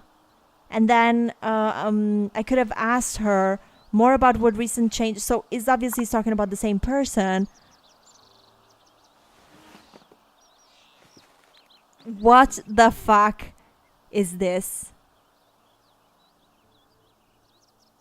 To see that which I thought I had lost forever, I was overcome with desire. We made love in the surf as she lay there, silently welcoming my passionate advances. Why am I reading this again? This is disgusting. Excuse me. Oh, of course, and then it doesn't add anything. It's just like your husband to leave the keys. Okay, sure. Like, I didn't even get new goals to make sense out of this shit. I'm seriously traumatized too. Okay, let's, you know what? Let's go. So we'll think on the way about how we really feel about this shit. I mean, what? Come on. Oh. How stupid do you have to be to forget something like that? What? Beats me. That's why I came to see you. I figured you had a lot more experience in that department than me. Okay. Hey, that's not fair. I'm not that forgetful. I remember all sorts of things. Don't get me wrong, you have all sorts of flaws. I wasn't trying to limit you to just being a forgetful spaz. Susan and Edie are talking. What should I do? Eavesdrop. Fucking eavesdrop. What does a guy have to do to a woman to make her completely and utterly disregard her better instincts and take a lowlife weasel like that back into her life? Who are they talking about? Exactly. You know how men are? If he did it once, he'll do it again. You talked with her not too long ago. What did she have to say about it? Does she even have any suspicions? We talked, but it didn't really come up in the conversation. If you ask me, I think he did something to her. If you're talking about my husband, I think the same. I think so. What do you mean by that? What would he do to her? Guys like that can be incredibly persuasive. Oh, trust me, I know. You can't put anything past him. Oh, come on. Is it really worth it to go to all that trouble? No, it never is. Is that all you came over to talk about? Yeah, I thought that with all your experience in the matter, you might have something interesting to tell me about the whole ordeal. But I should have known. You always disappoint. It's becoming your specialty. So this is why Susan couldn't see us? It's because she had to have this conversation with Edie and be insulted? Oh, Edie, I'm glad you came to me to talk. Whoa, hold your horses there, Missy. I said I thought you'd have something interesting to say. Not that you actually did. Catch you later, Mayor. Great.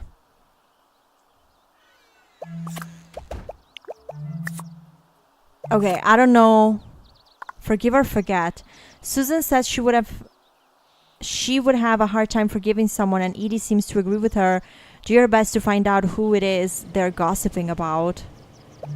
But then let's freaking talk to Edie. Hey, neighbor. What's shaking? I know I shouldn't be asking you, but Susan said you... Okay. Not much really, but it sounded like you and Susan were talking about something racy. Care to share? Oh, that? It's nothing, really. A girlfriend of mine had a chance to get back with an ex. And I thought Susan would be able to give me more reasons to tell her to stay single. Okay. Sorry to let you down. Nothing too juicy to a big city girl like you. No, it wasn't, but that's not necessarily a bad thing. That's all right. It's not like I wanted to revel in someone else's misfortune or anything. No problem. See you later. Okay, good.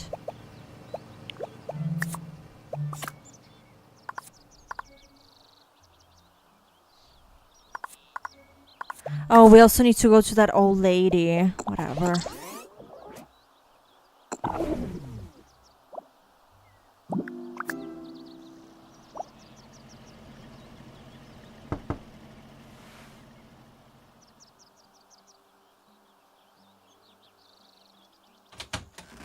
Okay, Frankie. Thanks. It's really nice of you to stop by like this. What? Oh, it's no trouble at all. I like stopping by and checking up on you. Things are going just as well as can be expected. Okay.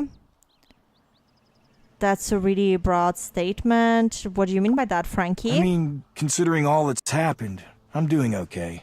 Okay. But you came by here to pick up your car keys, didn't you? Yeah. I did, but I get the sense you want to talk about something. Yeah, I'll be just a minute. Why don't you come inside? Don't mind if I do. I'll be fumbling around for a bit. Make yourself comfortable in the meantime. All right, I'll just wait here. A red blip.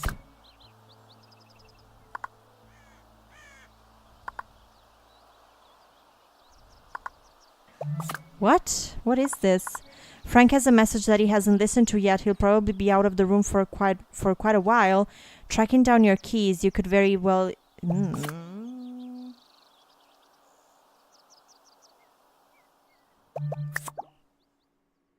Oh no, we didn't have time to listen to the Here thing. are your keys. Sorry to keep you waiting. So, that's it then. Don't let me keep you from whatever it is you do during this time of the day. Okay. Oh, I wanted to listen to the thingy. What? With all the new facts you've discovered about yourself, Vincent, Eric, and your husband, it's seeming more and more like a good time to visit your therapist. Oh no! Okay. Alright, but let's go to Ada first, even because I don't think we are in time to go to the therapist.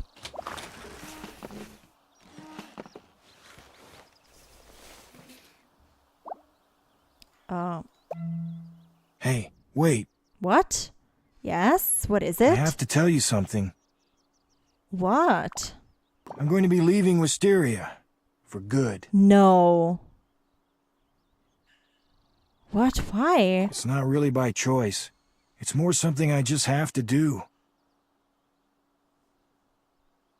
I can imagine you don't feel too safe around Fairview anymore.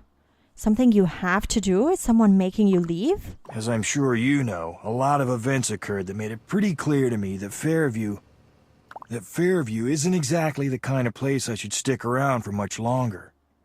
If you don't feel safe in your own home, then I guess there really isn't much reason to stay, is there? Daniel's death was a shock to all of us, but you can't run away, Frank. That's just what they want. You don't need to get yourself involved in any of this. And why not? It's complicated. A lot of things are complicated around here, Frank. It comes with the territory. You should probably tell someone about it, especially if it has you acting this way. Friends help friends through their problems. You're right. I'm probably just uptight about it. Sure. I just never thought I'd miss him. Daniel was always on my case about this and that. It was like having a wife nagging me or something. No offense. What do you mean by that? It's hard to explain. Growing up, things were a lot different. Daniel was always up to something, and I was always up to something. Okay. You were a troublemaker? Our parents loved us both the same, but Daniel was always the attention getter. He He was always talking about some big idea he had or organizing some big event. He never stopped. Okay. That left me with nothing to do and no one to listen to me. Which in turn meant Daniel and I butted heads on a lot of things, ranging from the way we looked to the way we led our lives. Well, but you looked way too similar apparently, because when those guys came to get you, they got him. I know it'll come as a shock to you, but Daniel was always hassling me about my clothes. Yeah, this is shocking. Yeah, I figured. But anyways, I spent a good deal of my life fighting with him and just saying awful things to him. Great. Yet no matter what happened, he kept forgiving me, even after we'd grown up, and I'd never figured out why. It sounds like he was trying to get close to you, Frank. That's what family does. I called him to try to get away from the big city and to get away from all the trouble I was having there. But all I did was unload all my problems on him. Oh. I think he knew what he was getting into when he said you could live with him. You're supposed to be able to depend on family, Frank. I guess he was always trying to take care of me, and I resisted. I really didn't feel comfortable doing that. Just wanted to get away, you know? Yeah. He would always joke about trying to reach out to me, but I never took him seriously. I'd always find some way to ignore him. But if I'd ever thought something like this would have happened, things would have been a lot different. Aww. Of course, now, I'll never be able to do that. He probably died thinking I didn't even care about him. You should see a therapist, not our therapist. He's the worst, but you should definitely get yourself into a little bit of therapy, baby. Jesus, look at me. I'm telling you all sorts of crap you don't care about. No.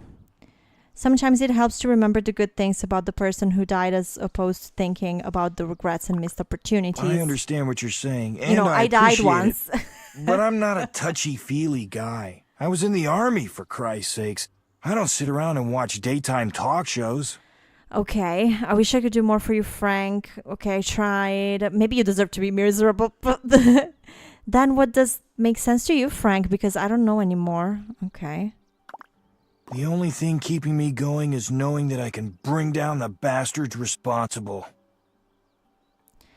If it's as bad as you say it is, you'll have a hard time enough keeping yourself alive. True. Don't worry about me. I'm going to have help. And who do you think is going to help you? I'm sorry, but I'm not having anything to do with this. Listen, this needs to be kept quiet, but I've known you long enough that I think I can trust you.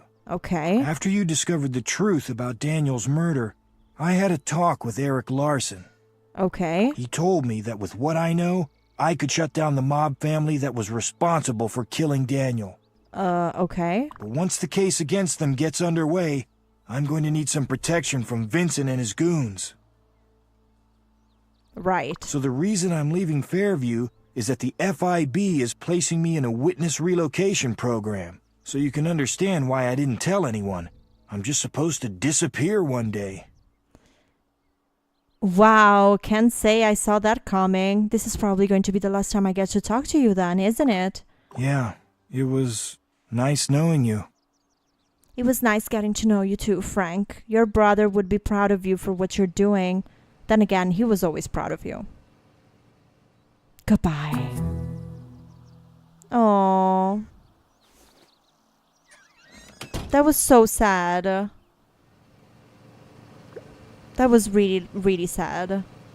But I guess that it was kind of like the closure to that part of the episode. Meanwhile, Pookie, I hope you found something to snack on, to eat. Although I'm definitely a fan, I simply can't stand it when they suddenly go limp before I get a chance to fully appreciate them. Excuse me, what are we talking about?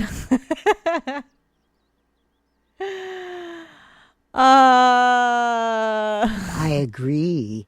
It is a bit cruel that they don't last very long. Probably but still, flowers, but if still. you look closely, you can find other qualities that more than compensate. Oh, don't get me wrong. I'm well versed in the pros and cons. I just think she can do better. Are they all talking about me? All right, then tell me this. Which one would you choose? And I only get to pick one of the three. 3? Yes, just one. But which one? I'm eavesdropping, obviously. My, that's such a tough decision. They all have such distinguishing traits. For instance, that one, it's so hard to get it to reproduce. Okay, they're talking about plants. Well, just between you and me, that reason alone makes it not worth the trouble. On the other hand, it's pretty reliable. Sometimes you want to stick with what you know, don't you agree? Mm-hmm. That's a valid point, but I can't say I agree with you. Sometimes it's better to call it a day and try something new. These two are just now, being what boring. about the others? As for the second one, I can't imagine you'll run into any real problems. But given everything she can choose from, you'd think she'd go for something a little less... Or maybe they're talking about me. It's like plants and flowers or my life. Also, little like moment to reflect on the fact that we just found out that yes, we could potentially like be Frankenstein, or potentially our husband abused a corpse. You know, just as a reminder. Dull? Yes, exactly. That's not the kind of thing I'd want to wake up and smell every morning, if you know what I mean. Okay. Oh, believe me, I know exactly what you mean. Okay, they're being boring. I'm gonna interrupt. Now, if you ask me... Oh, hi! Hey, I was just in the neighborhood and I thought I'd stop by. What's new? Oh, nothing really. No need to concern yourself, dear.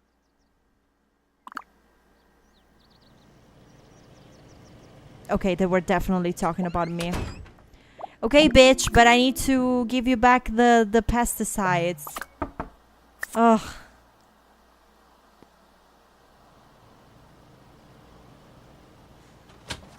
Come on. So tell me, what did you come over to talk to me about? I wanted to return the pesticide, Aha, you killer. I thought I was missing something. But that was months ago. I couldn't remember who I lent it to, so I had to buy some more. No, stop buying poison. Tell me, how did it work out for you? Wonderful. It rid me of my past problem and then some. That's good to hear. Always glad to help a neighbor. Even you. Well, you definitely did. It's good to know that there are people I can rely... No, not this killer. Thanks. It's good to know I at least have some friend. No, I'm glad you could too. I don't know what I would have done about the past problem if I hadn't talked to you. Oh, come now. If I couldn't do anything for you, I'm sure someone would have stepped up and offered assistance. Like who? That's an interesting remark, to say the least. Are you implying something, Etta? Well, let's just say this. You're a very popular person around here. Those were talking about me, those two and those other two as well. And from what I hear, you've got more friends than you know what to do with. Yeah, the three guys are the husband, the mobster, and the FBI agent. But of course, this psychopath had to like spill it all completely, right? Of course. Oh my god, you guys. We still have... Pick and choose. Bree and Etta are having some tough time deciding over something. Maybe you should find out what they were talking about. And we still have the therapist. The therapist goal. Okay, Pookie, thank you so much for being here. I also think since we've passed our 3 hours mark, I think we're going to call it a day as well for the live stream. Although, girl, this episode, like this entire live stream had me, like, it just feels like we started playing like 10 minutes ago, but also that we've been playing for like 100 years. And I love it. It's been so filled with drama, so intense, like real emotions. I think that I might, once we finish the entire story, which I really don't know when it's going to happen, and low-key, I don't want it to ever end because I'm loving it so much. I'm loving the game, the story, but I also love playing it during our live streams. Like, it's so fun to be here together and acknowledging this amazing video game power together. I really like it. But I think this deserves maybe even like a video on the main channel, because this game is so good. I was not expecting it for it to be like this good, you know. So I'm definitely gonna save. We're going to overrun as usual our Lady Ladu autosave. Yes, we're overriding. Okay, we saved. And we're also going to exit the game. But this was like amazing, you guys. I hope you had fun as much as I did, because I surely enjoyed it like a lot. It's been long, but honey, it's been worth it. It's been worth it. Like, I loved it.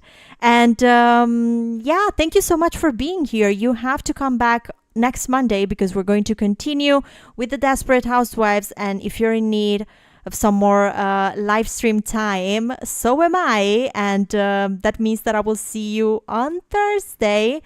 We'll be playing The Sims 2 in Pleasant View. A lot of drama there as well. Like, that is a completely different like chapter of like messiness and pettiness, and we love it. And I really appreciate you guys being here. Leave a like before you go. That would really help the live stream, even for our rewatch crew.